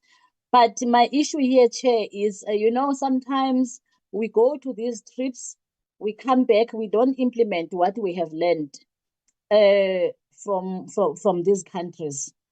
We have issues of GBV, social illnesses, and all those things. And I think if the public can be assured that, yes, this is the expenditure, but this is the benefit, that the public will benefit. And maybe my question on that would be, what triggered the public concern? As the DG has said that there has been a lot of public concern, and we also know what triggered it, and how does the department then manage the public perception, and also, as I said, ensuring the public that there will be benefits, that we will see change based on the trip. And then the second one, Chair, the department is indicating that they are unable to employ almost 15,000 social services professionals to deliver the services. To me, Chair, this is a serious concern, Chair, especially with the rate of the vacant rate. To me, it is unacceptable in the country that is battling with high levels of unemployment, and also the fact that social development is at the center of service delivery. So, social development, what is the solution in this regard? My next question is, Chair, since the DSD claims that it advances gender responsive budget, the GRB, what role has it played in preparation for the National Treasury's 2025 gender budget statement, especially given that this statement, while providing situational analysis on women's economic empowerment, narrowly defines empowerment, excludes children and other gender groups, and neglects crucial aspects like unpaid care work and basic services? Moreover, Chair, will the DSD be successful in its advocacy of the GRB in the context of the current fiscal policy consolidation, which deprives women of access to public services and increases their burden in social provision, including unpaid care work such as cooking, cleaning, and caring for the senior citizens and young people of this country? Secondly, Chair, once it is clear that SASSA's decision to determine its master service agreement, MSA, with Postbank not only contradicts the government's effort to foster collaboration and cooperation between SOEs, but also undermines extensive government interventions to stabilize and rebuild Postbank. What are the key reasons why the MSA between SASSA and Postbank was terminated, effectively favoring private banks over the state bank, Chair, in the processing of social grants payments? As far as private banks are concerned, they deduct direct fees and charges on social grant withdrawals, whereas it is reported, Chair, that the Postbank does not deduct such fees and charges. Considering this, What measures has SASSA put in place to protect the value of social grants against private banks' increased fees and charges on direct withdrawals? My last question, Chair, although of course the full digitalization and automation of the SRD grant system is worth celebrating, the drive to digitize and automate this grant system has had the effect of further excluding eligible beneficiaries who lack access to devices, internet, and digital literacy. Given that SASSA has an ambition to embark on a modernization and digitization program, EMDP, aimed at improving the grant application process. One, Chair, how does the MDP uphold the principles of transparency and explainability, privacy, security, and non-discrimination so that it does not perpetuate the harms and biases erected within the digitization of the SRD grant system infrastructure? And okwesibini, what safeguards are introduced to make sure that EMDP is not vulnerable to security breaches, potential fraud, and widespread identity theft, which have had the effect of redirecting SRD grants intended for our most vulnerable into the hands of the fraudsters? I end there, Chair. Thank you very much. Thank you, Honorable Kalega Mazibuko. Honorable Siate and then Honorable Kamete.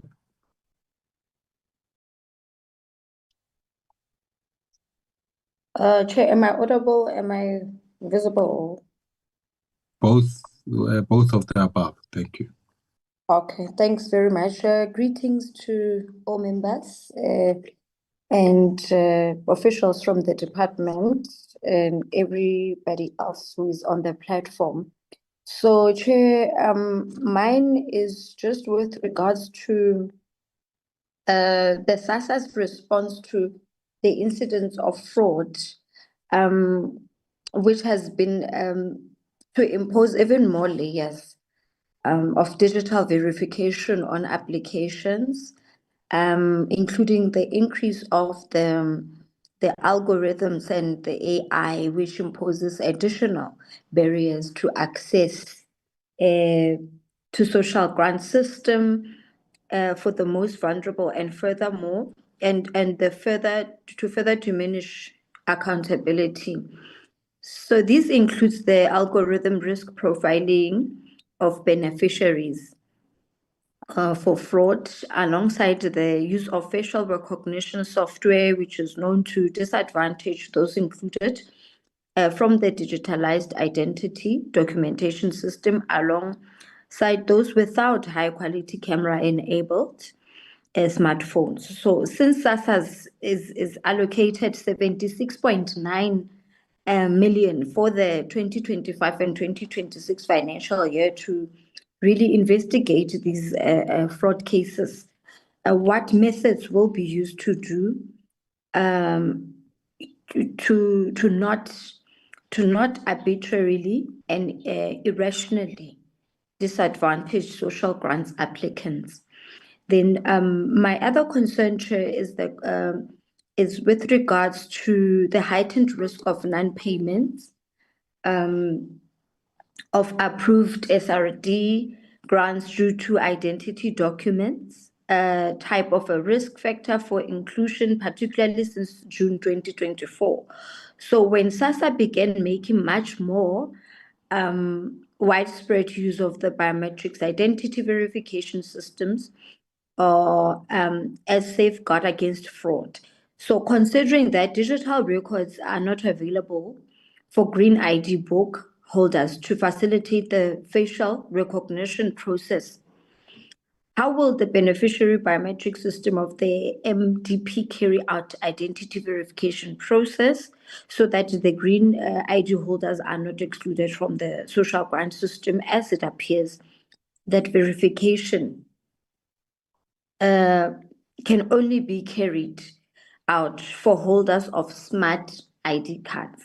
Then my last one, Chair, would be as regard to the overpayment that are covered via signed acknowledgements of debt, how much has been recovered thus far, and what mechanisms are in place to incentivize poor recipients of social grants that are overly paid to honor their debt obligations to SASSA.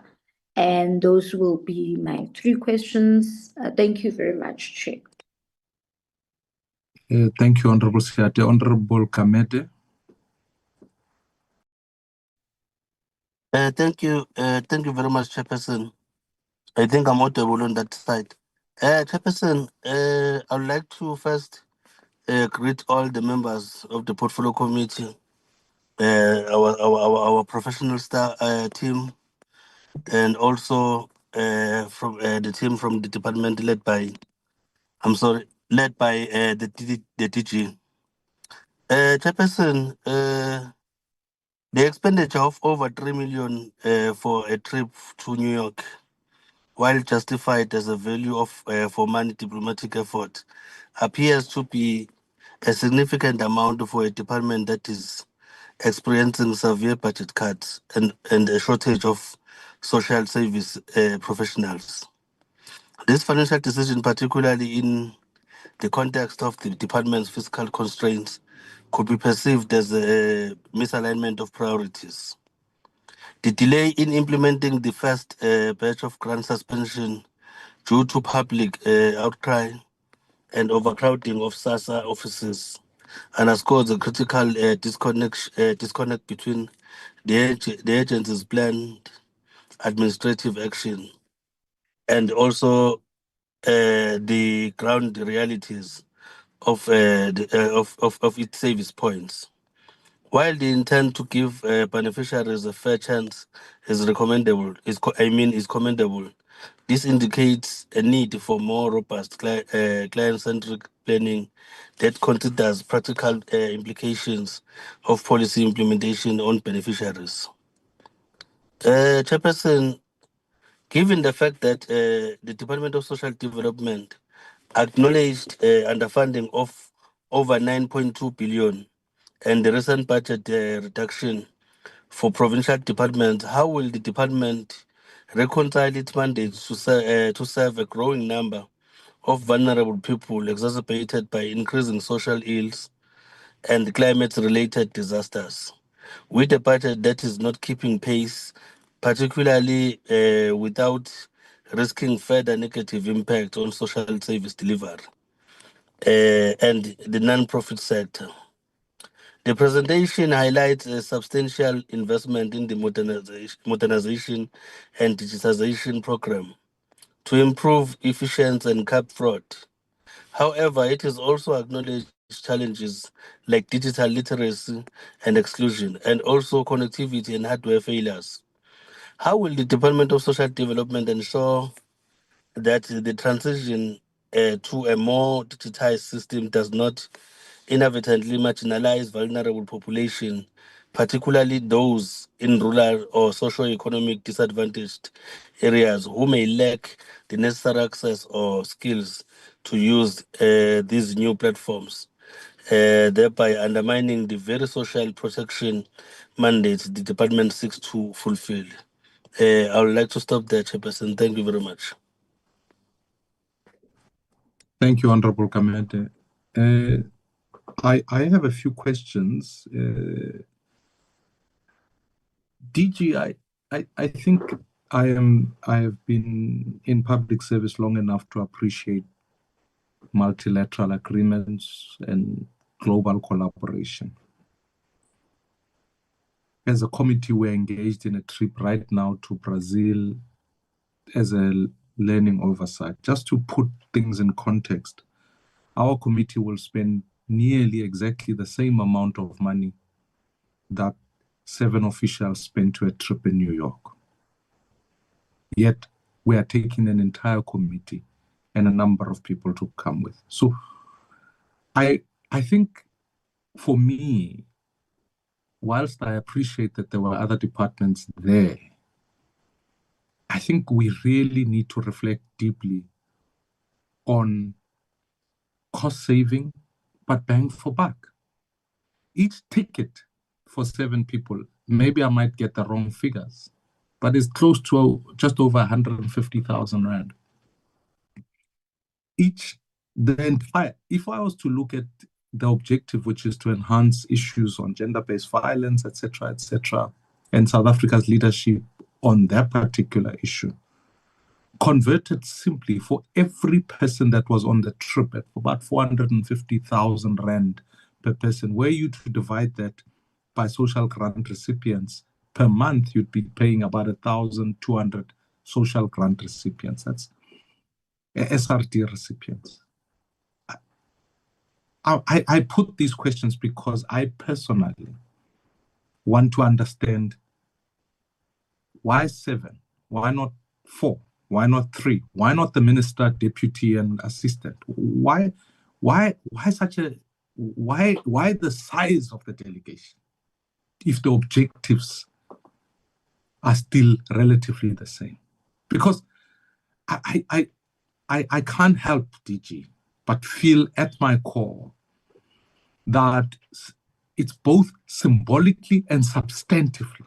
Symbolically being that, what are we communicating to an SRD recipient or to a woman who, when I look at the strategic objectives, the eradication of GBV, in this country, the legacy of their very said program and engagements have been gender-based violence that's increasing, not decreasing. So whilst I understand that policy and policy implementation takes a while to deal with particular scourges in society, I would argue, DG, that we really need to tell the people of South Africa, who one day, this is not about an indictment on what department or anyone, one day they will discredit the entire political system and institutional democracy, because they will simply say, whilst you are in New York, we are battling to find a social worker or battling to find an SRD grant. I can't put it in more crisper terms, because I think when you really do the 3 million, and I hope I'm incorrect, and I'd be better off in that way, but were you to split 3 million rand by 7 people, you will appreciate that the cost per person is outrageous for the number of days that they were there and the objectives. That the objectives are well understood. But I think we need to really rethink the size of delegation. It would be exactly the same question I would put to anyone else who was on the trip. And at some point, we need to answer the basic question: what is crucial to mission? Because I think you and I could safely agree that the Department of Social Development is not one imbued with funding. Also consider that when I look at your budget, as far as administrative costs are concerned, there's been some of the reduction in the allocation in that regard. I think it makes the case when you publicly try and engage citizens to say, we need more money towards social development. It makes it harder for people to say, well, we endorse that view, because they interpret it to mean, does that mean more trips to New York? And I'm not certain that that's the message we want to send out to the people of the country. And that's why when I say it's both symbolic and substantive in terms of its range and sense. Perhaps maybe the point I want to touch on, which we agree on, is I'd like to maybe get the department's view on, in the medium-term budget policy statement, the SRD is scheduled to come to an end in February, with a view of considering other models towards the universal basic income or not. Where are we in this regard, and what is the department's thinking? In slide 39, you raise a number of key issues, but I want to, public service, and particularly the work here, is to look at the question from the perspective of the beneficiary. As it so happens, DG, I had lunch last week with a beneficiary of SASSA, a mother who now has been asked this verification process. Every single one of the MPs in this room is a politically exposed person. Every single one of them means that they have to have compliance testing with all their respective banks. I hope they do. If they don't, that's a different conversation. But every single person must do that. But I would put money on the table to say none of them have been inside a bank in the last year. Yet they would have had to do it twice if their bank is like my bank. So I'm asking, what is our relationship to poor people? Because for that particular beneficiary, they described to me how many taxis they had to catch to simply go verify themselves for 350 or the child grant. How many taxis? When they got there, the system was offline, which means once it's offline, they have to go back home and start the trip again. So I'm asking, surely there must be other ways we can think. And I agree with the frustration the department is putting forward. I want to make that a point to say you can impose as many aspects of verification as possible, multiple departments, but it doesn't quite translate, because when you speak to poor South Africans, you ask them to print verification documentation, whether it's banking, credit records, etc. Half of them don't have the financial muscle to do that. So I ask the question, how do we, in this instance, begin to really think about the question from the perspective of a poor South African? The closing down or the partnership with Postbank, I want to understand what will it mean for someone who the only accessible bank close to them is Postbank, given the fact that in some instances beneficiaries live in rural areas, they don't always have the supply that they can get to various places. Lastly, DG, I want to understand just in real numbers, how many grant beneficiaries have been flagged for review, how many of those reviews have been completed, and how many of the beneficiaries have had their grants suspended in real numbers or cancelled, and how many have been referred for law enforcement for fraud or in fact deemed to be in debt by SASSA. I think it would be helpful to understand that so that we understand the scale of the process. I am sympathetic to how difficult, as far as manpower is concerned, for SASSA. I also understand that there's a court process, but I really want to understand in real numbers, because I think it will make the case more poignantly when we then begin to think about what are the programmatic issues that we need to think through. I do think, DG, at least I speak on behalf of the committee and of at least as a citizen, we want to see an effective, efficient SASSA, which I think is your objective. And that's what we are trying to iron out here, to make sure that actually the committee's strategic document highlights the fact that it ultimately wants to see every rand end up in the benefit of South Africans.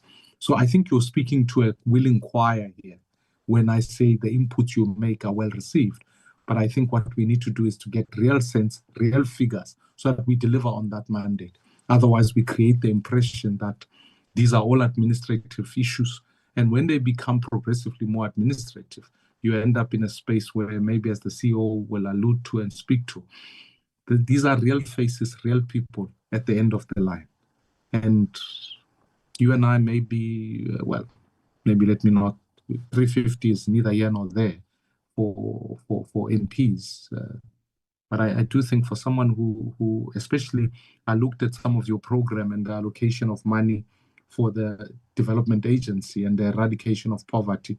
I think on another day, if you can, ask the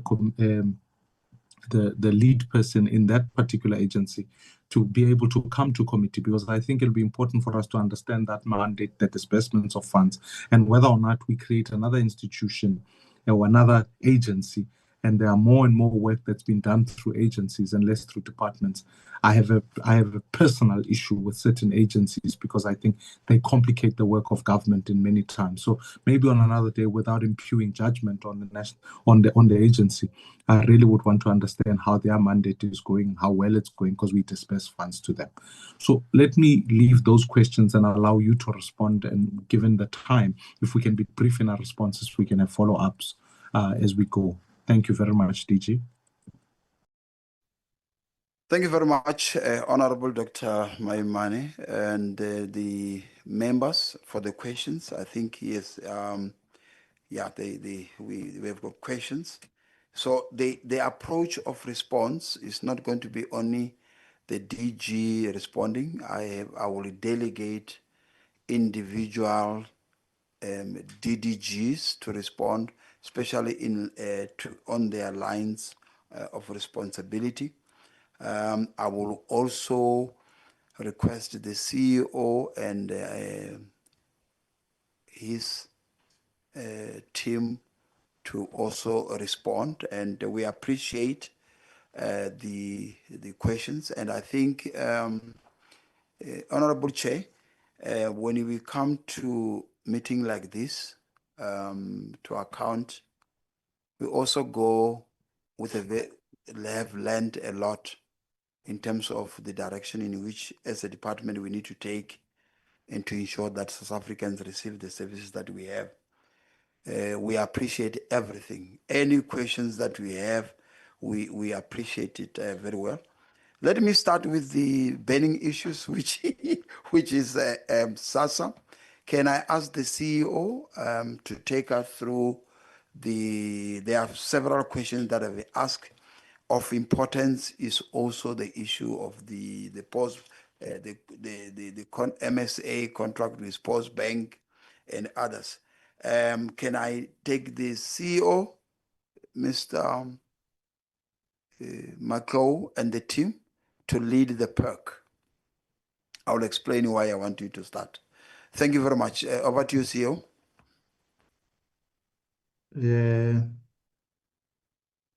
Thank you very much, DG. Honorable Chairperson and members, once again, thank you so much for enlightening questions that have been posed to the department. Chair, you're correct that your questions are meant to give us a better perspective of what the client feels and also how we should improve on our process.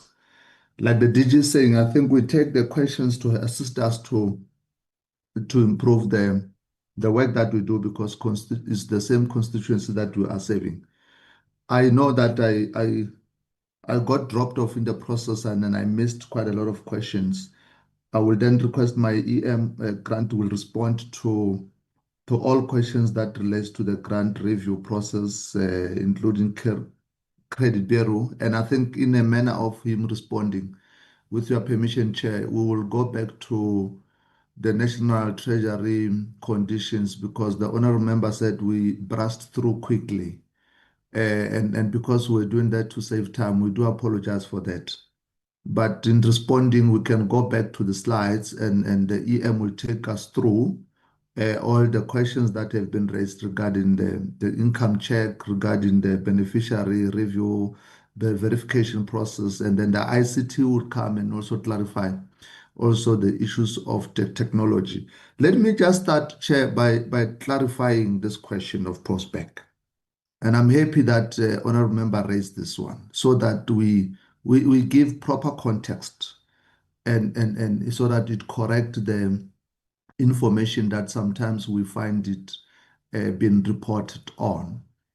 Firstly, the Postbank MSA termination will never affect beneficiaries at all.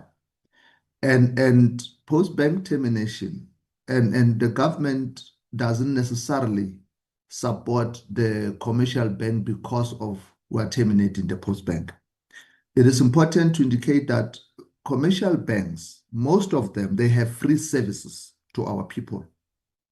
When you open an account, they open free. And when they transact, in point of sale device, they transact free. There's no cost that the commercial bank will sort of impose on the beneficiaries. We have a regulation in the department, Regulations 23, which we repealed because of the very same frustration, Honorable Chair, after we have entered into an agreement with SAPO at the time. SAPO agreement with SASSA was meant to deploy infrastructure to the very same community in the rural areas, and also what you call the over-counter services in the post office outlet. That was the condition of that contract. Unfortunately, SAPO Post Bank, they've never done that. In fact, the opposite happened, Chair. The SAPO office outlet were closed, which left our same beneficiaries vulnerable. They were closed in all parts of our country. The cash pay point for which the foundation of the agreement was based on was discontinued because SAPO and Postbank said it is not affordable for them. Now, if you have given those two major services as part of the contract, why does the contract has to continue? There's no need for the contract to continue. Hence, when I presented, I said it is both administrative, contractual, and legal. That once you adjust a bigger portion of your services in the contract, then the contract doesn't have to exist. So what was left was the banking service, which the banking service is offered by the commercial banks. And as I said, many commercial banks offer the service free to its customers. That's why SASSA was no longer saw a need to continue that contract because it becomes illegal now. And in terms of the condition of the contract, it was awarded on deviation because at the time, SASSA did not have infrastructure to go to all the deep rural areas to pay the people. Post office came and said, we are available, we can do it. Yes, then Treasury granted a deviation just for that purpose, not for the banking services. Now, when that service is no longer there, why then do you continue with that contract? Because the contract is no longer saving any value and it's actually materially irregular. So that's why I thought that let's clarify that matter. And then we did indicate that number three, Post Bank doesn't have infrastructure ATM in the rural areas. It doesn't have the footprint. Therefore, there's no way that the beneficiaries at a particular rural area will be prejudiced because there is nothing. There's no infrastructure at all. What is left is the ATM and point of sale devices, and of which anybody, in terms of what the contract, the regulation that we use, when we pay the money into the bank account, the person can transact at any merchant, at any, and free of charge. Whether you are banking with Absa, Nedbank, whatever, you can have that free. So I think, Chair, I thought let me clarify that to say the termination of Post Bank MSA is so beneficial for the department, and we've always said for Post Bank side, it is mainly commercial, it's not beneficiaries' interest because there's no footprint where beneficiaries are staying, especially in the rural areas. So and for that matter, there's free services for everybody. There's no imposition of any fee on the beneficiaries when the Post Bank come to an end. And we've argued quite in different forums that yes, we do understand the rationale around State Bank, but it's not for the department to really engage deeper on that. Ours is limited to the services that is provided. If the service is not provided, therefore you have no ground to continue with that because it will become irregular, Chairperson. I think that is the matter that I wanted to emphasize. And then my team will come in on the issue of technology issue. safe to indicate that our modernization process that we have put in place, it is mainly for that reason that we need to reduce queues. We know that it's a balancing act. You introduce the others, and the other segment of our population will then suffer. But it is important to indicate that with the massive influx in the offices, when you introduce the technology to say there's now a self-help, there's now self-service, you're trying to reduce that type of an influx in local offices to bring efficiency. And of course, we know we're saving our vulnerables. A lot of our old people are already in the maintenance of SASSA. They don't necessarily need to go to SASSA offices. You will only find few that goes to SASSA offices to make an application of a grant. But a lot of people that are over 65 and so forth, it's the maintenance beneficiary that we already have.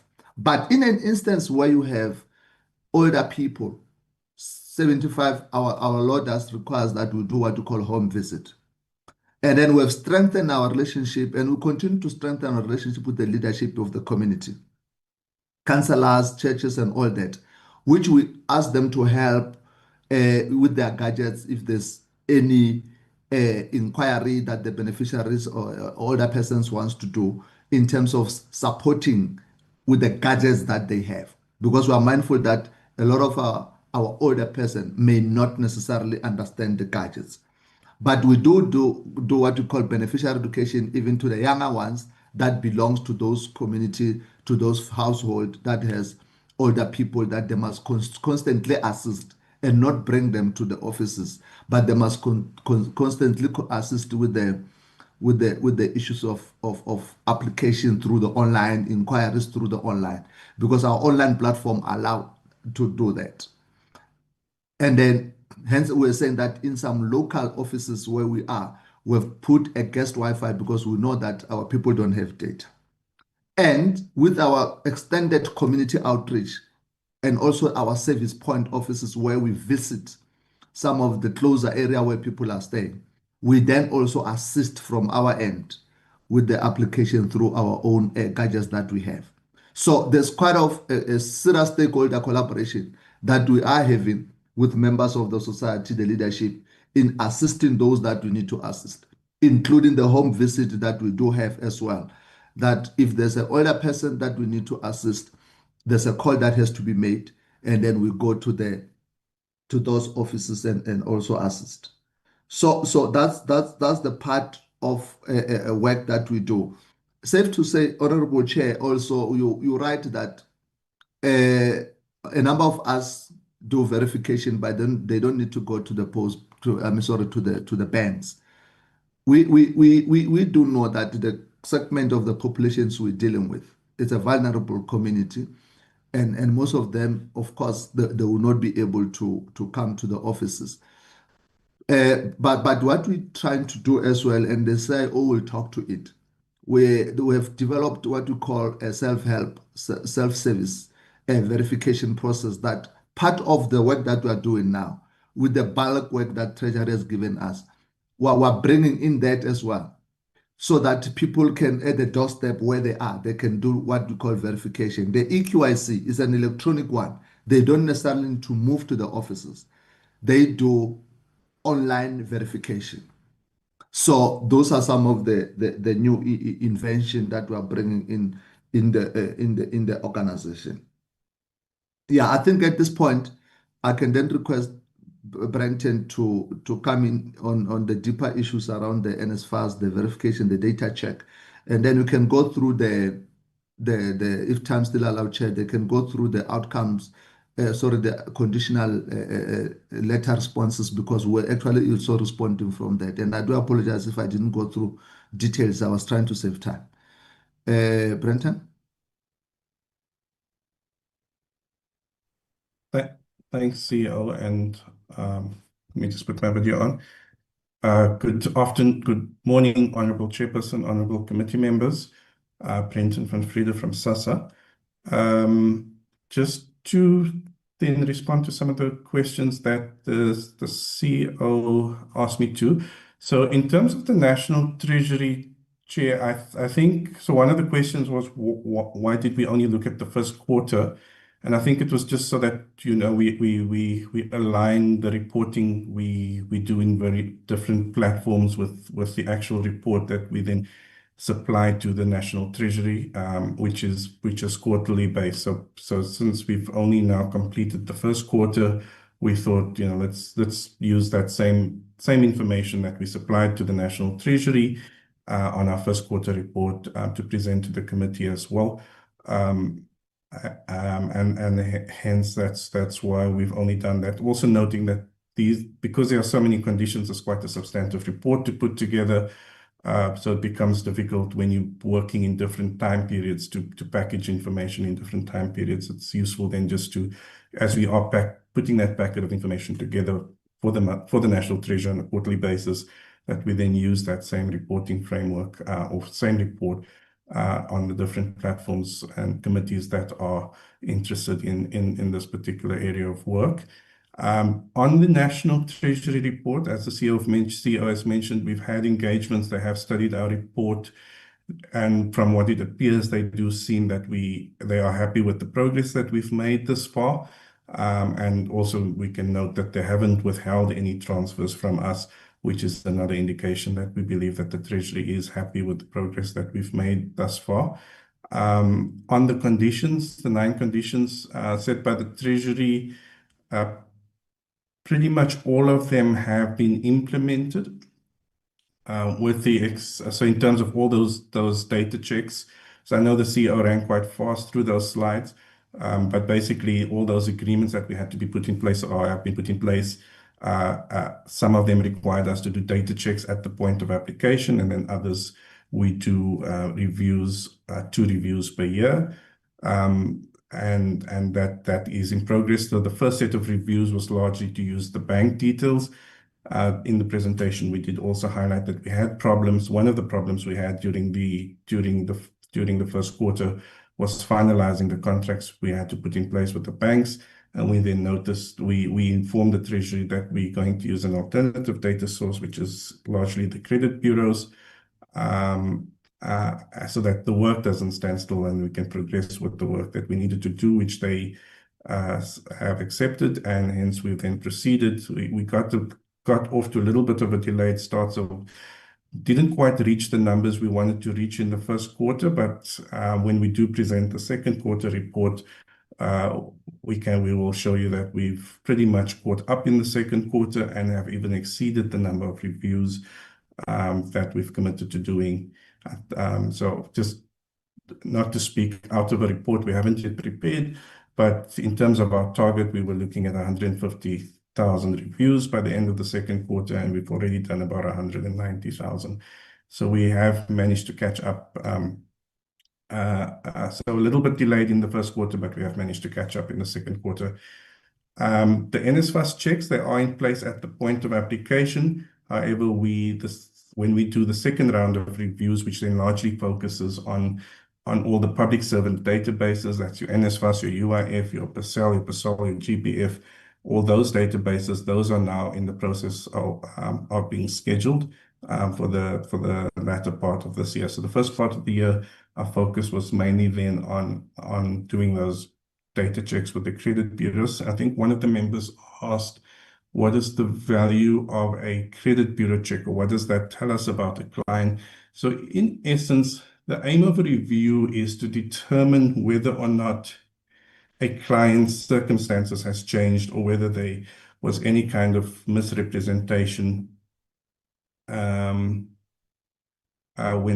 they applied for a grant. So what would often happen is a client might apply for a grant, tells us that they don't have any income, they're unemployed, and essentially then end up qualifying for the grant based on the information that they supply us. But they may then after that maybe go to a clothing store, cell phone store, open an account or something like that, where they would then supply and to be able to do that, they would supply information about their employment history or their income and so forth. So those clients we then target to say, well, you told us this, but you told someone else something else. please come in and explain the discrepancy that we're seeing.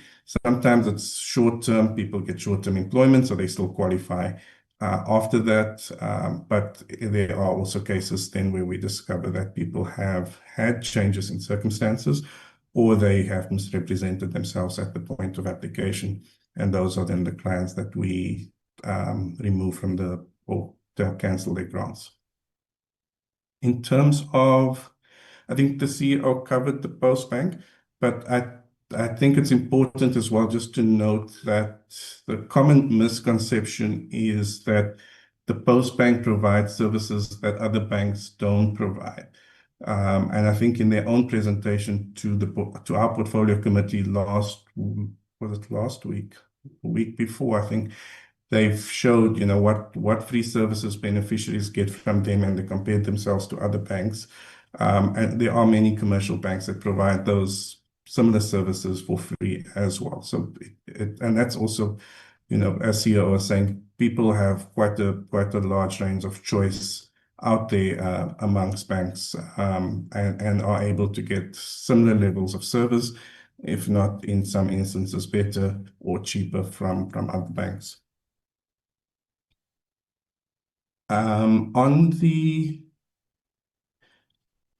to leave the child support grant one for children that turn 18 to the department, DG, because I think that's more of a policy matter.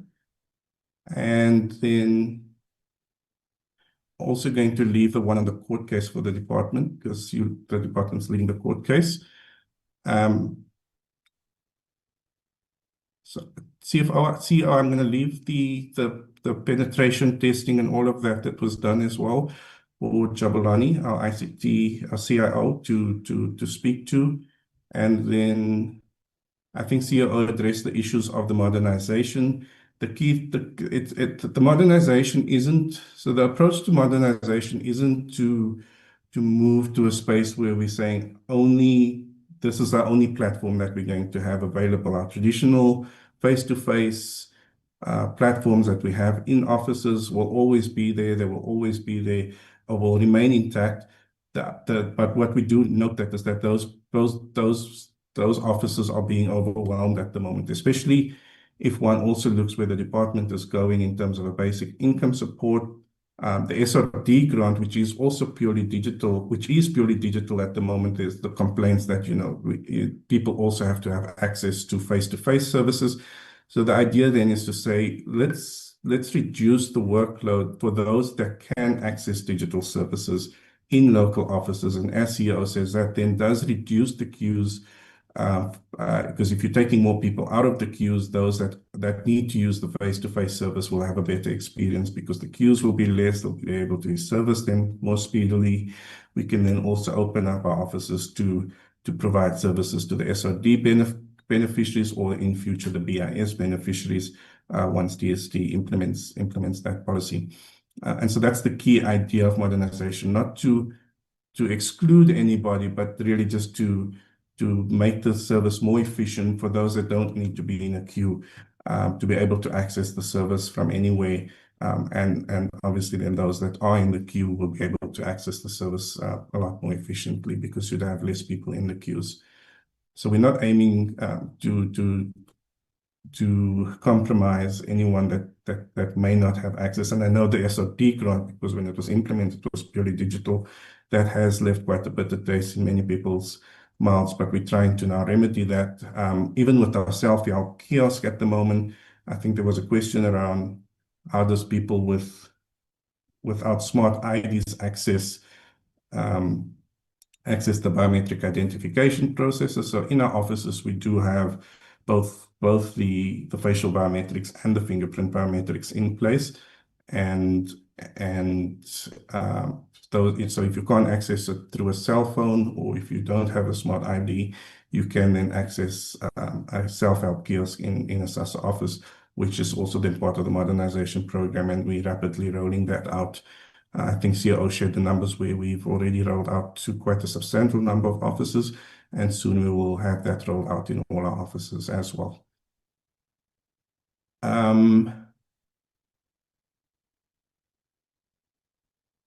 Then on the issues around,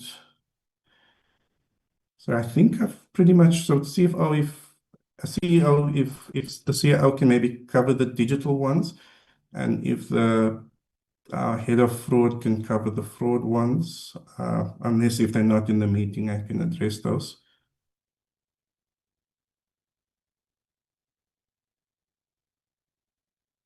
Mr. Makondo? Thank you. Can I come through, Chair? Thank you so very much, and good morning to yourself, Chair, and committee members. As indicated, I'm Jabulani Makondo, the acting CIO. I'm just going to respond on the questions around the vulnerabilities. Yes, it looks like it's a very bold statement when I say we have actually attended to all the vulnerabilities as identified by the audit Masahare company that was actually appointed by DSD to come and audit the SRD environment after the issue that was raised by the students from Stellenbosch. We are saying this while understanding so very well that vulnerabilities is kind of a moving target. But the ones that were identified were definitely remediated or attended to. As SASSA, we conduct 2 vulnerability assessment and 2 pen tests annually. And on top of that, also our internal audit, they also do their own pen test and vulnerability assessment. And we have got a third party who provide these services. So we don't necessarily do it ourselves, but the third party comes and actually conduct the pen test, and they give us the results. And then from there, we do have a vulnerability framework that actually guide in terms of how do we respond to the findings, whereby, if it's critical findings, we've got so number of days to attend to it. And if it's high, 45 days, and medium 60 days, and up to a low, which is 75. And if it's a critical finding, that vulnerability, then actually within 30 days, we must have actually attended to it. And just also to add on the issue of security to safeguard our critical infrastructure and our data.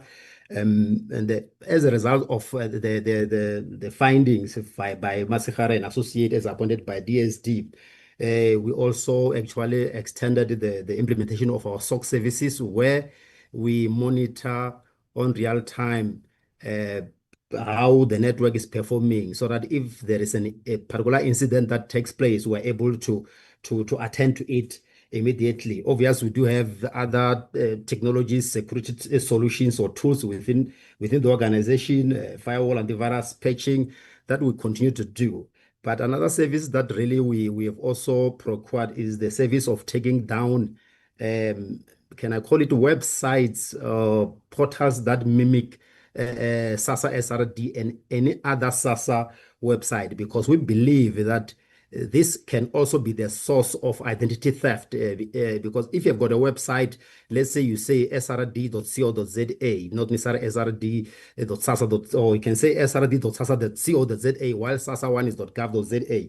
The ordinary beneficiary or an applicant won't necessarily know the difference, and they'll go in those sites and enter their information, and somehow that's how identity theft takes place. So we have got services where once we identify a portal or a website that mimics SASSA, we engage the services of a third party, and then we take down those particular domains. And I must indicate to date, I think we've taken down about 45 domains.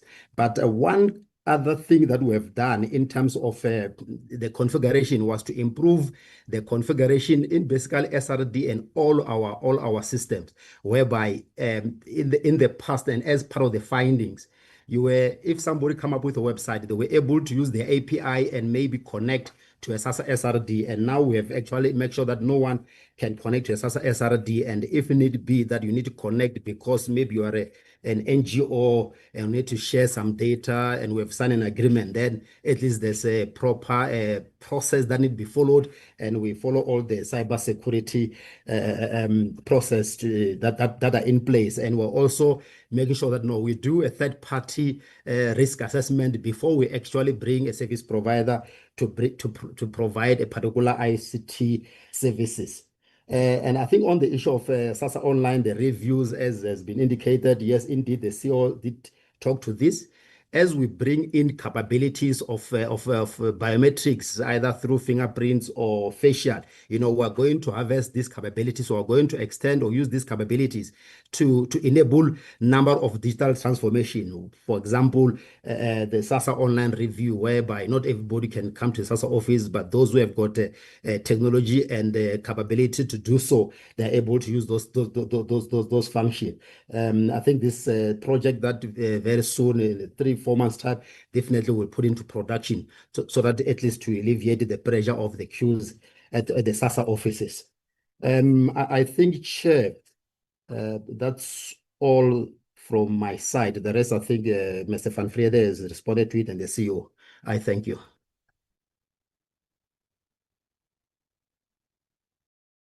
Thank you very much.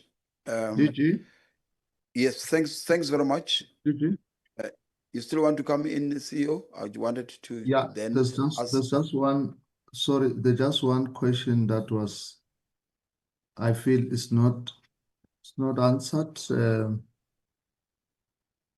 It is the question of whether we open criminal cases to the officials that are found on the wrong. Honorable Chair, of course, there's cases that we refer to law enforcement once we have done our own preliminary investigations. And indeed, the law enforcement, if they found those cases on the wrong side, indeed, criminal case will be open. And some of them cases definitely will be open for those. And some of them will take them through our own labor relation processes. Just for 2023 alone, in our report, it shows that we've investigated 478 cases out of 489 that we have received. And then this financial year, in the first quarter, we had almost 93 cases that we have already investigated. You will find that some of these cases will refer. So 45% of the cases that we received in 2024-25 have been referred to law enforcement. It will then be after that process, when the law enforcement conclude its process, then they'll make a determination whether then they has to then open criminal cases on those. I feel that's the point I just needed to add, Honorable Chairperson. I can now hand back to the DG. And I do know that Chairperson asked the question on the number of reviews. So I'm not sure if the EM has covered all of them, but we can submit to you, Chair, a number of the reviews that we have done, and the one that we have lapsed. We do have the statistics, and then the one that are potentially fraudulent cases. We can submit the details of that report. Thank you, DJ. Thank you very much, CEO. We had few questions that we need to provide answers for. I think the honorable members asked several questions. The first one was the issue of the non-profit organizations that are not being paid on time, let's say on time, because they end up being paid late. Indeed, for the first quarter of the department, as you're aware, the department have got a lot of services that are rendered by non-profit organizations in the country, starting from children's services, older persons, etc., etc.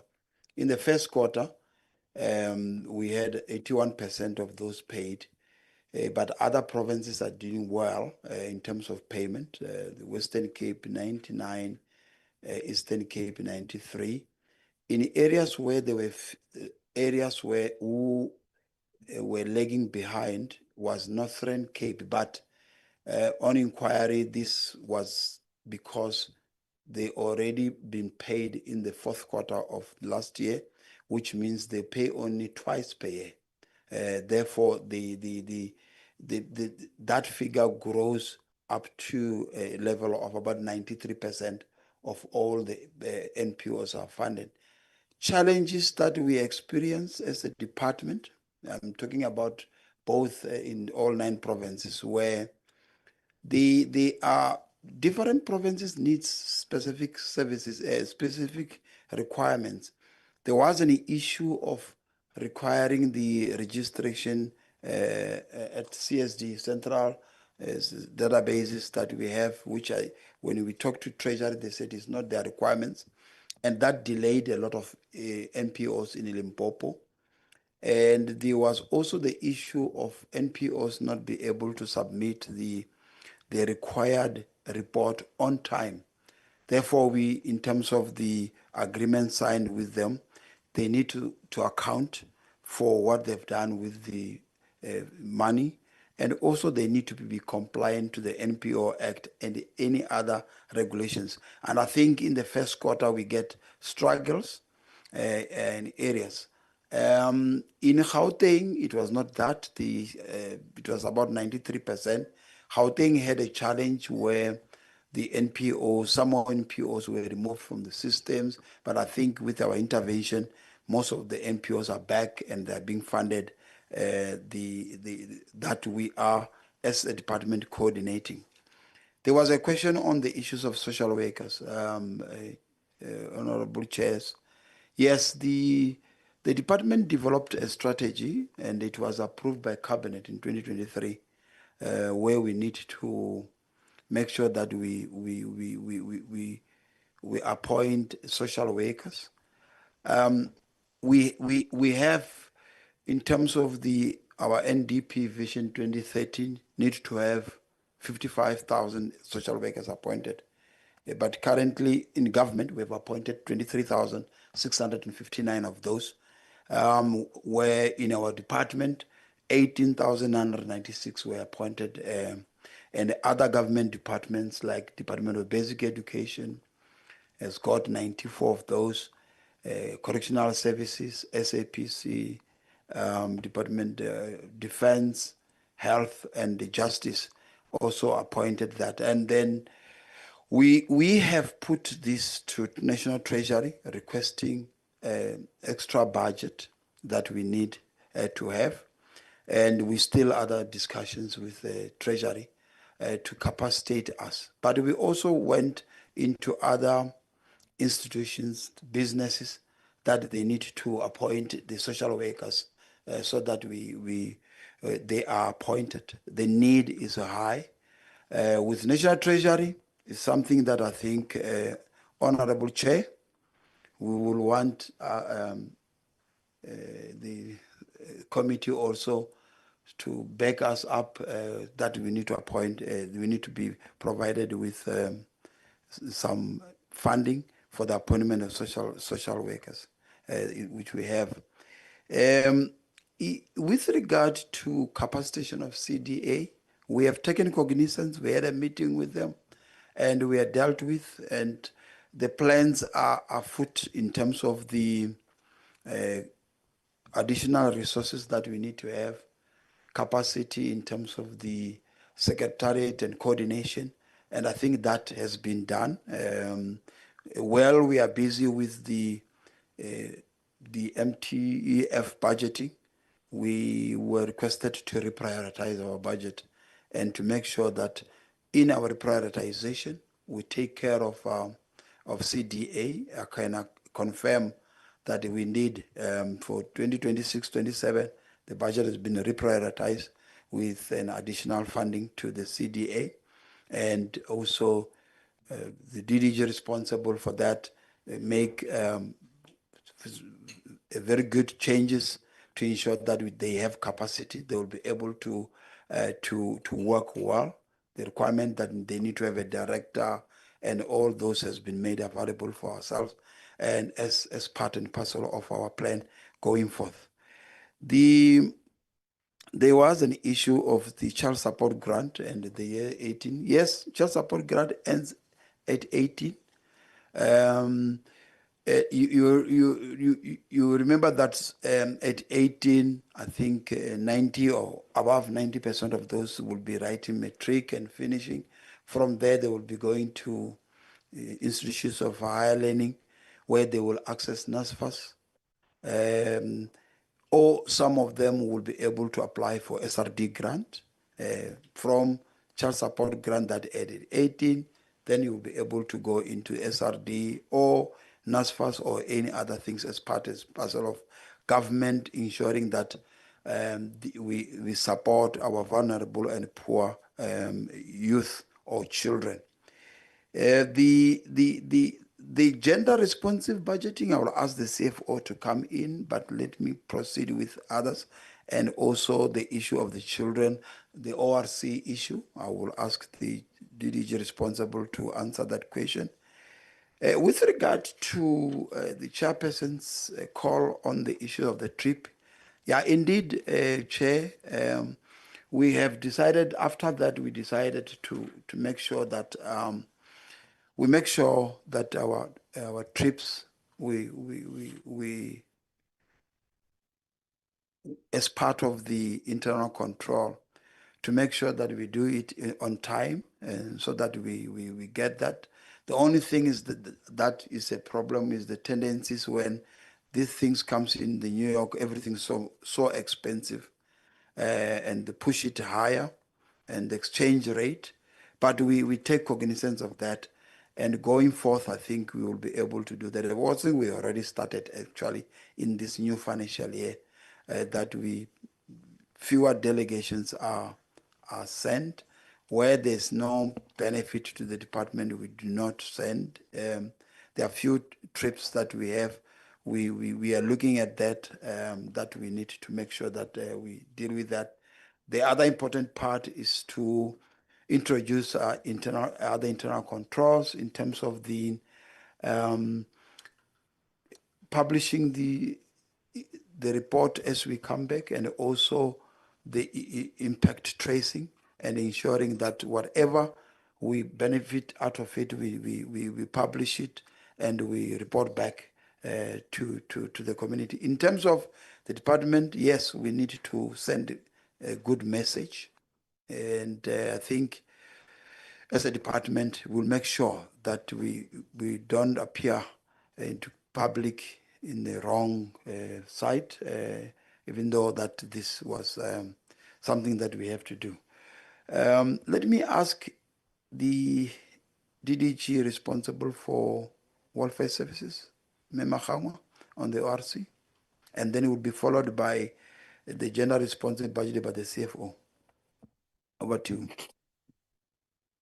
Thank you, Honorable Chairperson and Honorable Members. In terms of the question of ORC, I would like to indicate that two departments that are affected, which is our department as well as the Department of Women and Youth and Persons with Disability, since they will be the receiving departments. We have engaged on the matter, and both departments, we do agree that it is necessary that the ORC should be moved to the presidency. However, the DPSA has indicated to us that there is a legal process that needs to take place, which is the president needs to proclaim that function shift has to happen, moving from one department to the other. So in this case, both departments, there's not much that we can do until the president proclaim or issue a proclamation that a function shift must happen. So, but from our side as programs, we are ready to ensure that there's smooth transition once it happens. So we are waiting for the presidency to issue a proclamation.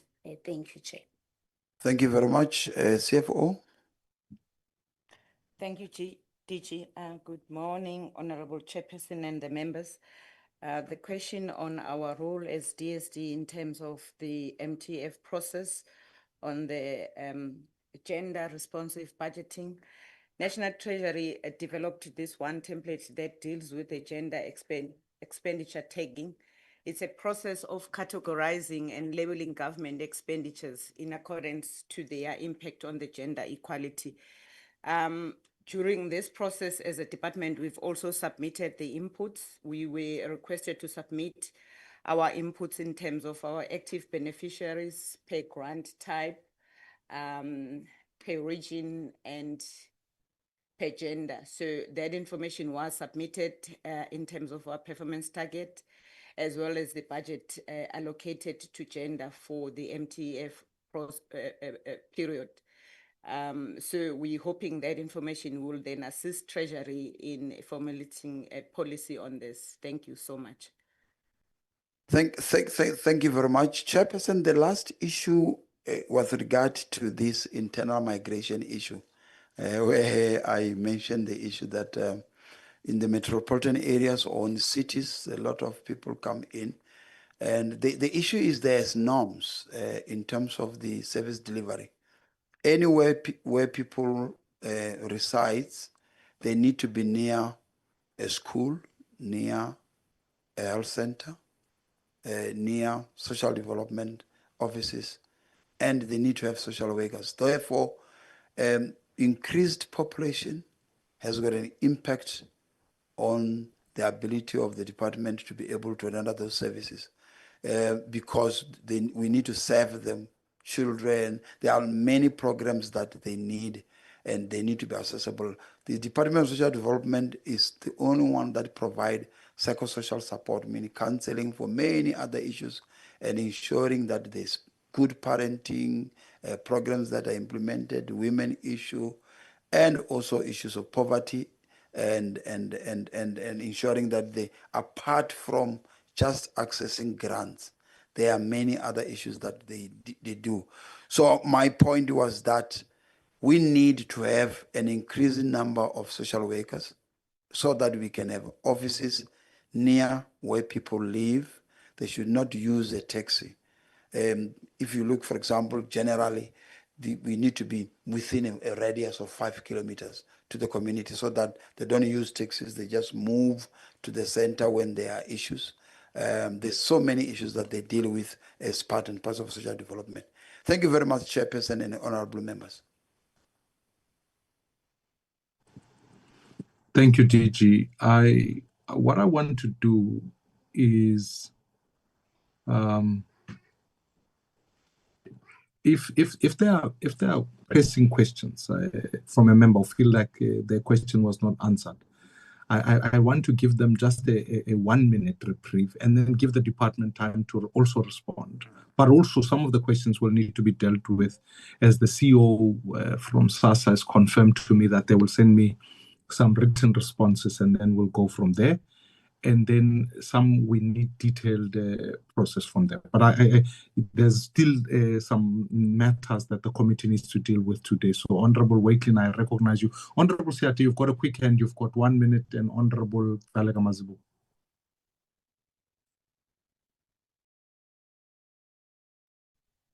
Thanks very much, Chair. Am I visible and audible? Yes, you can proceed, Honorable Member. Okay, so this is a quick two. Since SASSA uses contracts, Chair, with banks for the social grants application verification, which involves checking if applicants is eligible for the social safety net and performing account verification for approved beneficiaries. Then what are the details of these banking contracts? Like, does SASSA pay banks for applicant verification, because there is other verification processing that happens at the bank as well. So just want to get clarity there on that, the costing thereof. Regarding the High Court case challenging certain provisions of the COVID-19 SRD grants regulations, which the DSD and the SASSA have appealed, what is then the status up to date? Importantly, if the appeal is unsuccessful, will the eligible beneficiaries unfairly excluded from the SRD grants be allowed to apply for the restoration of this grant? Or alternatively, Chair, will they be eligible for like a backdated SRD grant payments? And those will be the two. Thanks very much, Chair, for the quick time. Thank you. Thank you. And Honorable Galega Mazibu. A quick one, a quick follow-up on my side on the free services that are said to be provided by commercial banks. Yes, Chair, opening a bank account is free. However, banks have fees and charges for withdrawals and transactions. So what I want to know is that are social grant beneficiaries exempted from these other charges that I've mentioned over and above the free opening of the bank? So are they exempted so that when we talk to our people, we are able to tell them that they are exempted from withdrawals as well as transactions? Thank you. Thank you, Honorable Member. And then lastly, Honorable Mkonto, in quick. Thanks, Chair. First one, Chair, if the banking services are free to the beneficiaries, then who is paying? Because, Chair, I don't see private banks having a free service, ultimately free service. Who is paying? That is a question before the presenters. The last one, Chair, can we get in writing, Chair, the number of beneficiaries? Chair, according to Stats SA, the birth rate in South Africa is steadily decreasing. I know there are other factors, but we want to know if the number of beneficiaries from the grants beneficiaries, is it increasing or decreasing? If it is increasing, what is the driving factor?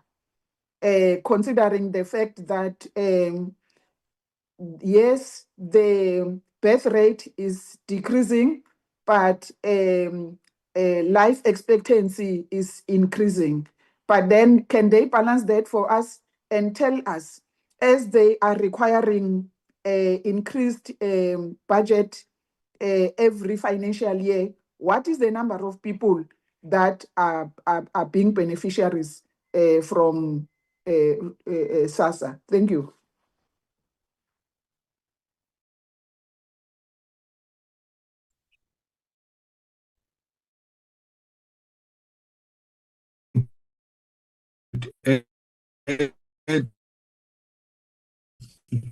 DG, can I ask you, without if you could give a quick response?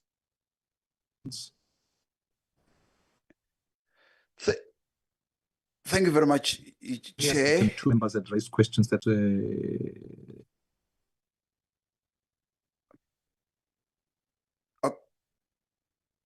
okay, is it still talking?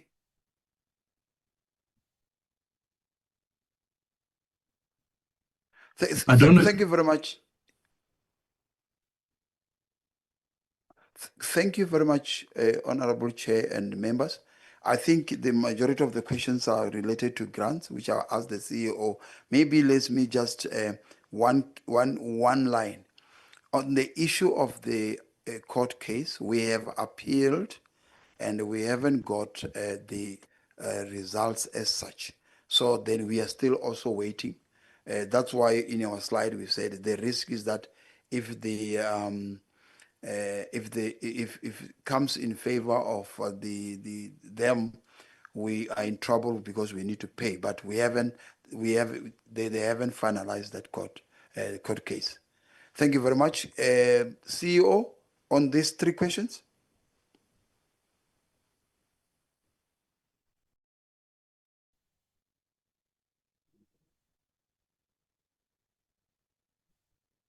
DG, I'm not sure if the CEO dropped off. Oh, okay. Yeah, yes. Sorry, come in. Sorry, my gadget was very slow. Yeah, Brenton, I think you can just detail the condition of our MOU with the banks. But just to emphasize, Honorable Nongne, that I think there's two questions to that with regards to the banking fees and all that. I must again, Chairperson, emphasize that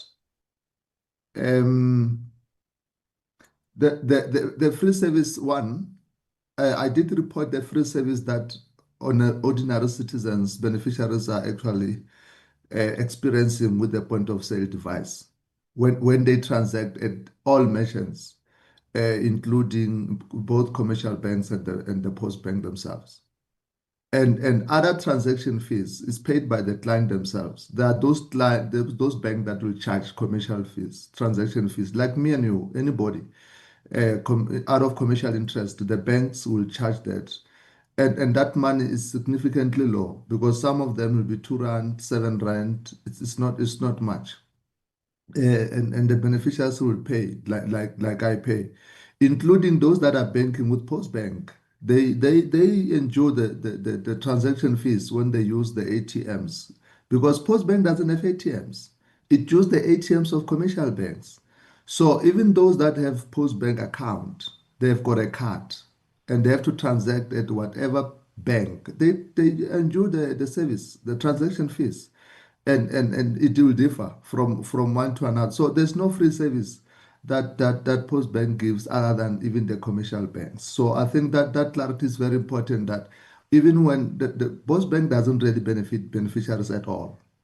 The only possible way that beneficiaries were benefiting from Postbank, it was during the cash pay point and the over the counter, because those services were at the doorstep of the beneficiaries. But since those have been completely closed by the very same Post Bank and Post Office, definitely the beneficiaries are subjected to the commercial bank. Whether Post Bank like it or not, they are subjected to that because they don't have Post Bank. Post Bank used to use Post Office outlet as their point of sale, but it's no longer there. Now the beneficiary has to go to the nearest merchants, which with our engagement with all the merchants, they give free services to all our beneficiaries if they transact. So, but the ATMs, yes, they pay for their services. But like I'm saying, it's not much. You'll find that the 7 rand is 2 rand, but most bank, they do offer free. It will be other banks that have transaction cost. Yeah, I think Brenton, you can just deal with the details and the conditions that the MOUs that we have with the banks, what is actually entails in that. And then what is it? The number of grants. Yeah, you can also touch base on whether the grants is increasing or decreasing. But I can just say it's fluctuating, honorable member. You will find that it's increasing, but at some point it will decrease because you also have lapse cases. You have other categories that are moving out of the grant. So it's actually a two-way stream. But I think the EM can give more context to that question. Thank you. Thanks, CEO. So in terms of our contract with the banks and with the credit bureaus, we are charged a fee. We have put that out on tender, and the average cost is depending on the bank, between 2 cents and 3 cents per transaction. And I think the credit bureau one is 40 cents. But I think it's about 40 cents per transaction that we pay there. With the matter on the High Court, I think it's hard to say because the court would make a ruling on how clients should be treated. If we do lose the appeal, the court would then make a decision in terms of whether it's retrospective or from the date of the court ruling, and that's on the assumption that the appeal would be lost. So it's very difficult to predict, which way the court judgment will go. In terms of the beneficiary numbers, yes, we are seeing a decrease in our child support grant numbers, which is in line with the honourable member's statement around statement around the declining birth rate. But we are also seeing an increase in the number of older persons grants. The numbers there are increasing because, as the honourable member mentioned as well, people are living longer and life expectancy has increased, and hence we are seeing an increase in numbers for the older persons grant. So more or less in line with the demographics of the country, a decrease in the child support grant and an increase in the older persons grant. Thanks, Honorable Chair. Thank you, DG. I mean, obviously, National Treasury one of the questions I've written to them is to give us demographic modeling that they use for budgeting purposes, at least in the medium term. And I can affirm the fact that there's a clear decrease in the number of child grant recipients as the population begins to age. You will have to deal with more old age grant provision. So natural, but I do think for the purposes of planning that comes, and just for my own purposes, I think, you know, the dictum on state banks, etc., that's a conversation worth having. I do think your biggest competitor are other merchants, whether those merchants are ShopRite, Checkers, and transfer of money in that regard. And I think we're seeing a global move away from conventional banking to other types of transactional mechanisms. And I think it would be worth also, so what I hear the CEO saying and I hear what members are saying is that the future of how we handle money in and of itself is busy being reformed. So I do think the competitor here is ShopRite, Checkers, maybe not Capitec or FNB, but that is my private view, DG, and I think we will see how we go. I will, in essence, want to close the conversation here at this point. If members have got follow-up questions, they can put them in writing. I certainly have. But let me thank the DG. Let me thank the department for your insights. And DG, if you could send me, at least for so that I sleep better at night, what additional control mechanisms you've put in place to ensure that we don't have a repeat of such trips famously that are undertaken. And we've asked the same question of the Ministry of Transport, anyone else. It's not, but I'd be fascinated, given that there's a Department of Social Development, and then in future, I'll engage you on the National Development Agency to establish where it's at in terms of its own programs in that regard. But we will engage from there. And thank you to the CEO of SASSA and the engagement there. Let me thank the team from the Department of Social Development. Much appreciated. What I would like to request is that, honorable members, we have a few minutes and one or two other announcements to put forward. So if I, at this point, allow the department to you can leave the platform. We are just saying, DG, thank you very much. Thank you very much, Honorable Chair. Good afternoon. Thank you very much. Honorable members, if I could ask, next on the agenda, we have a number of minutes to consider. So, Mashile, I'm going to ask that we go through those, the number of minutes. Some are concurrent minutes, they are old. So, on the 15th of July, this was on the virtual platform on this particular, on the adoption and consideration of the Appropriations Bill. Mashile, I've read through these. If you can flesh down, we can keep going. If a member has an wants to object to an aspect of it, if you could please do so by raising your hand. This way I can recognize and then see how we go. So is there, sorry, this is hard to do on a platform. So Honorable Kamete, I'm sympathetic to when your hand is raised and not raised. So I'm sympathetic. There's a hand that is up here. I think it is Honorable Mkhonto. Honorable Mkhonto, if you want to raise an issue. Thank you. Chair, the introduction of these minutes, let's check paragraph 3 of the introduction.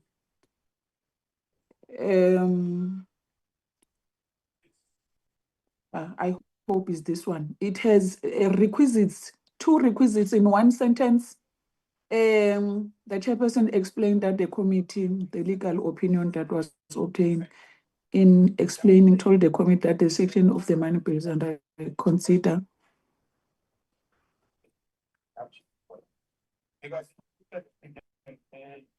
Yeah. Yeah. Legislative requirements, yes. obtained in respect of the legislation for the adoption. I think it has been corrected, Chair. Because it had two requirements in one sentence, and I deemed it as a sort of a tautology that had to be dealt with. Yes, it's been amended. Thank you so much. Okay, thank you. Thank you, Chair. You're welcome. Thank you, Honorable Mkonto. You see, that's that. You see, Honorable Mkonto is now using massive words like tautology. Now that's why we must all go to school. Thank you, Honorable Mkonto. Honorable Galega Mazibuko. Chair, let me first check. We are on the minutes of the 15th of July, right? That's correct, yes. Okay, and we are not going page by page. We're just commenting. In essence, because we're on a virtual platform, it's very hard to do, but I've asked Mashile to scroll up, and if a member wants an objection, they can raise it now. Honorable Mkonto had done so. Have you got one, Honorable Mazibuko? Yeah, on recommendations. I think, Chair, we need to include the recommendation which is on the body of the minutes, on the discussions, which talks about capacity building by PPO workshop that should be arranged at the beginning of the year. So I think it should be under recommendations. Otherwise, it will fall within the cracks, because in the discussions, we recommended that, but it does not find expression at the recommendations themselves. Thank you. Thank you. Mashile, will you include that? And then, yeah.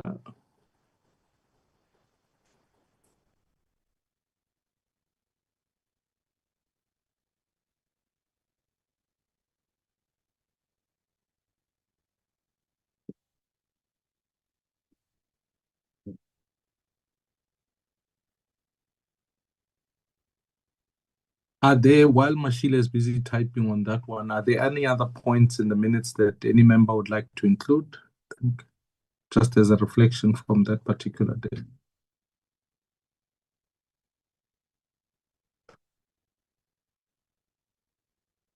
Okay.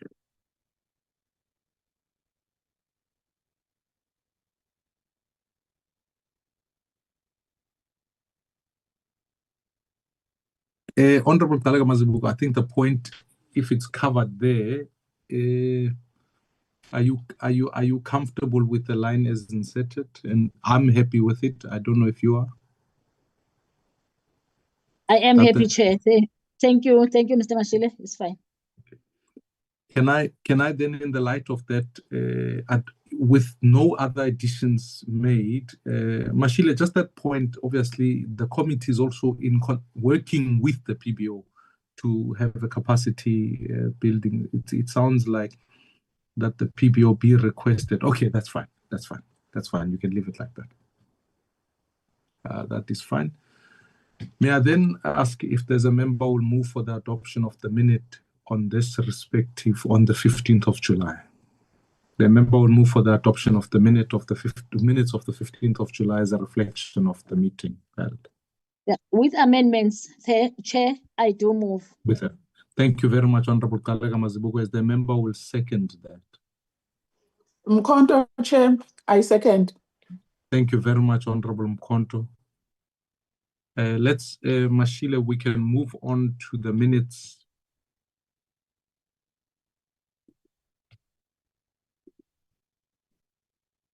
This will be on the 16th of July.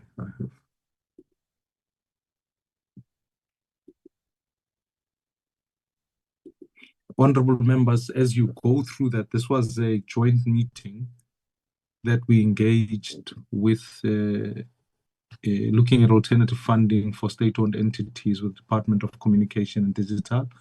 So this was a joint one. So in essence, I had a read through this, and obviously the chairperson of the portfolio committee also considered this. So they will serve across both committees. Unless there are additional inputs from members, let me just check if there is a hand of a member who would like to make any additional or amendments. I would not suspect there would be so.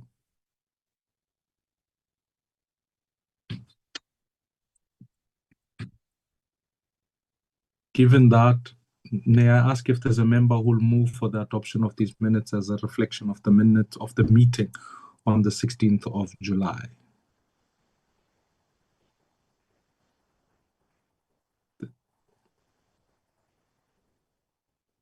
I don't see any member.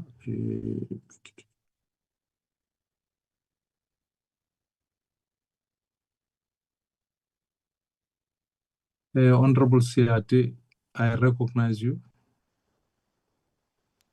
Thanks, Chair. I move for the adoption of the minutes. Thank you very much. Honorable Talega Mazibuga, I see your hand is up. Does that mean you are seconding the adoption of the minutes? Yes, I'm seconding, Chair. Thank you. Thank you very much. Mashila, we can move on to the next set, which is on the 17th of July on the PMA? That's correct, yes. You can proceed further down. You can keep going.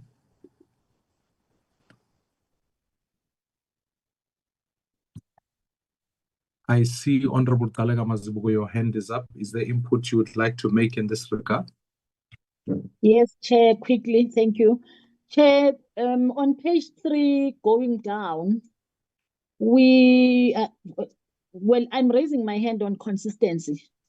BMA is Border Management Authority, but there's somewhere where we are saying MPA.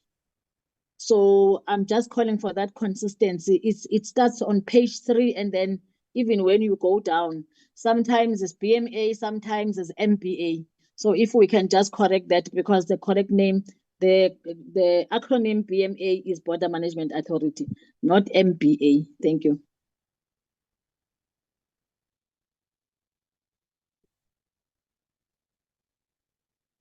Yeah, that will be attended to. It's noted.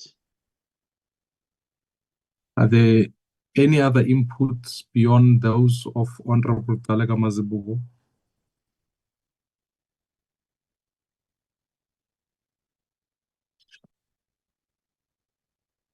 Given that, with the amendments, is there a member who will move for the adoption of the minutes of the 17th of July on the Border Management Authority with the requisite amendments that Honorable Talega Mazibugo has proposed? Is there a member who will move for the adoption of the minutes?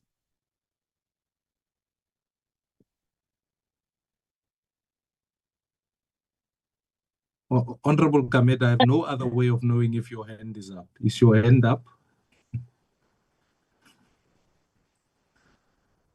No, Chairperson, my hand is not up. I see. Honorable Talega Mazibugo, I see. May I recognize you? I move for the adoption, Chair.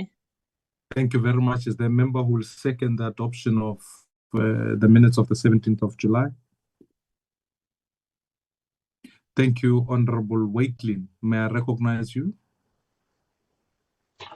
Yes, Chair. So you are seconding the adoption of the minutes? That's correct. Thank you very much. We move to the minutes of the 18th of July.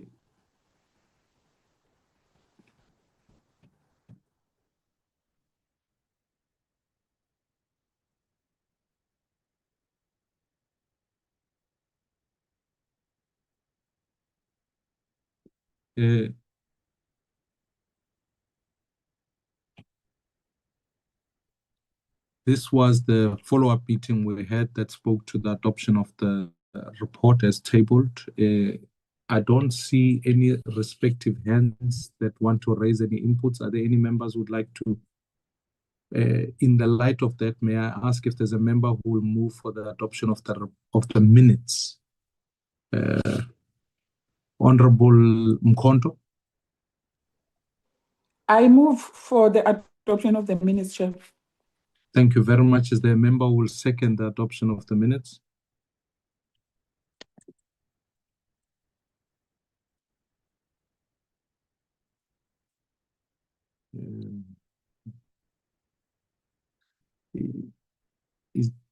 I haven't got a second of the minutes, so I need to. May I second, Chair? Thank you, Honorable Talega Mazibugo. The minutes then be duly adopted.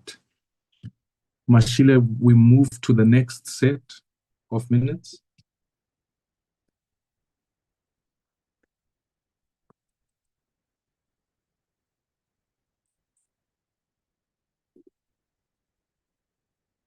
These are the minutes from the 22nd of July. This was the consideration and adoption of a number of minutes, minutes about minutes.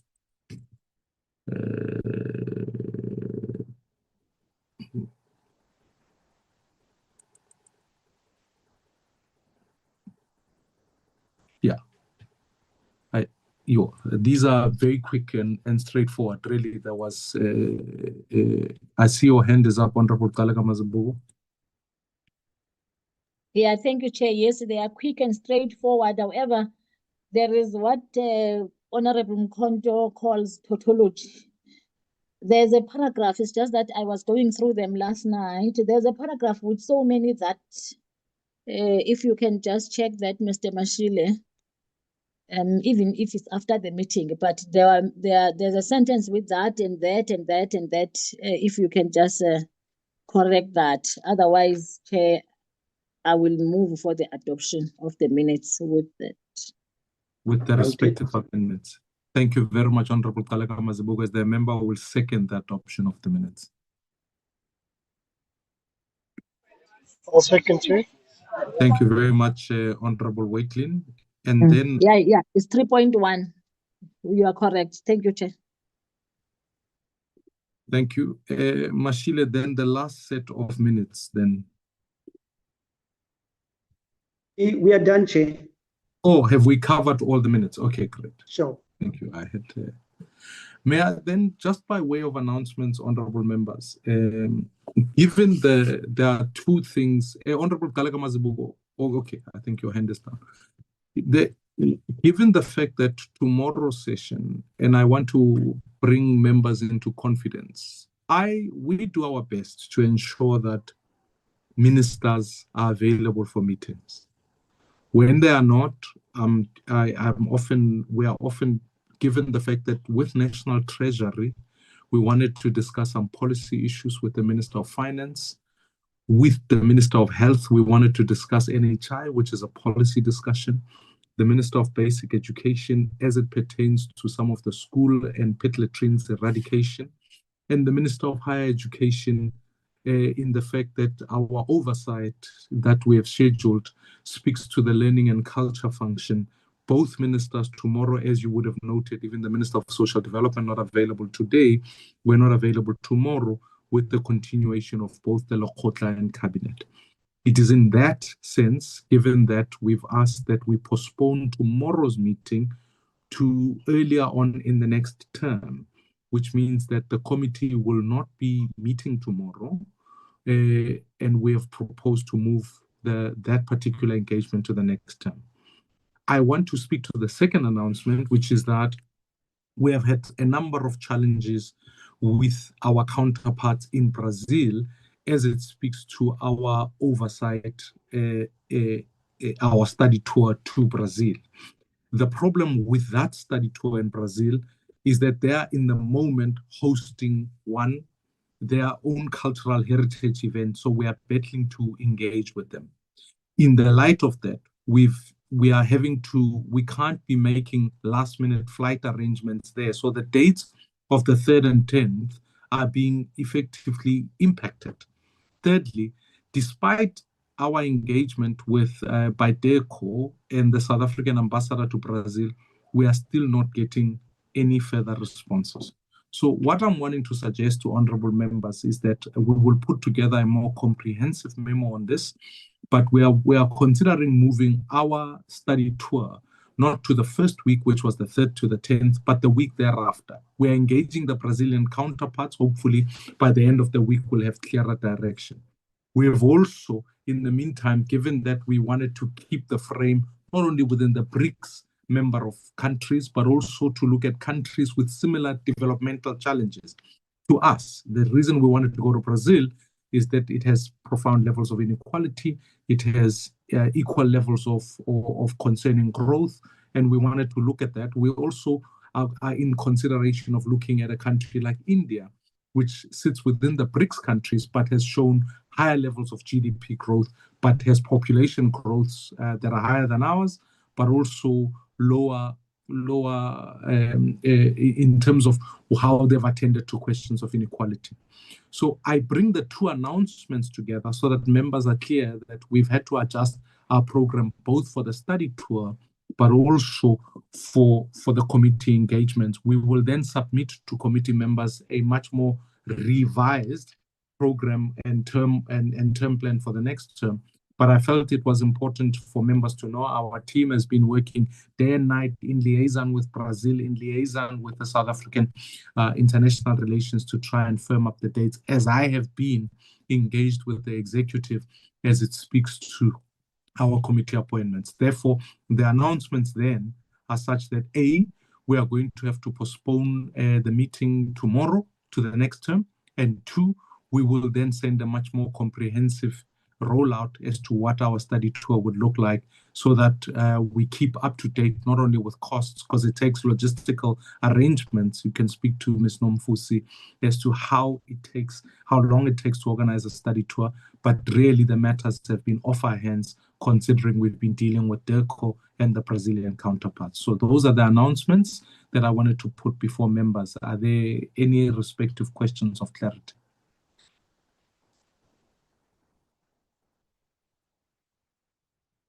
Okay.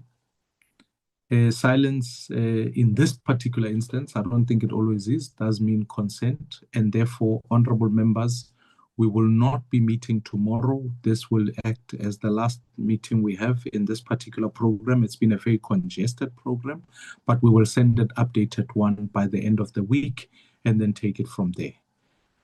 Honorable Wakelin, I see you are now coming in extra time. My apologies, Chair. Just a question on the adjustment budgets processes.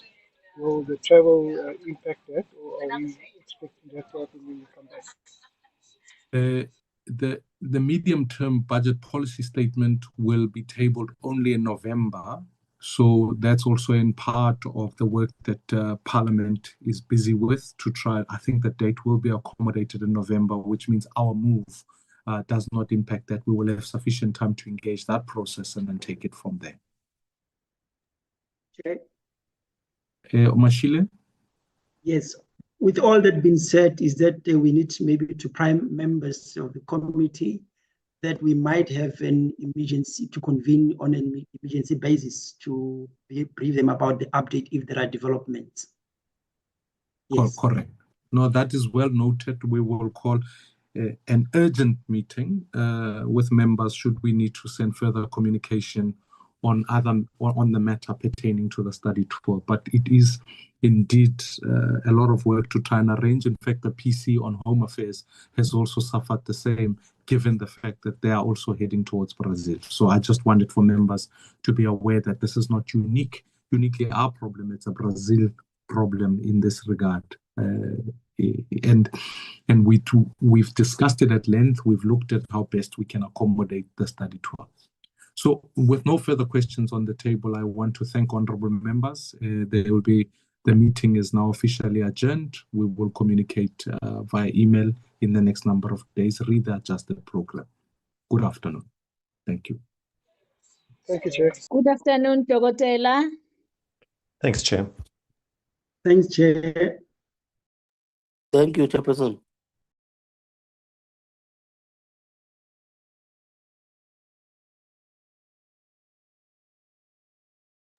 Thanks, Chair.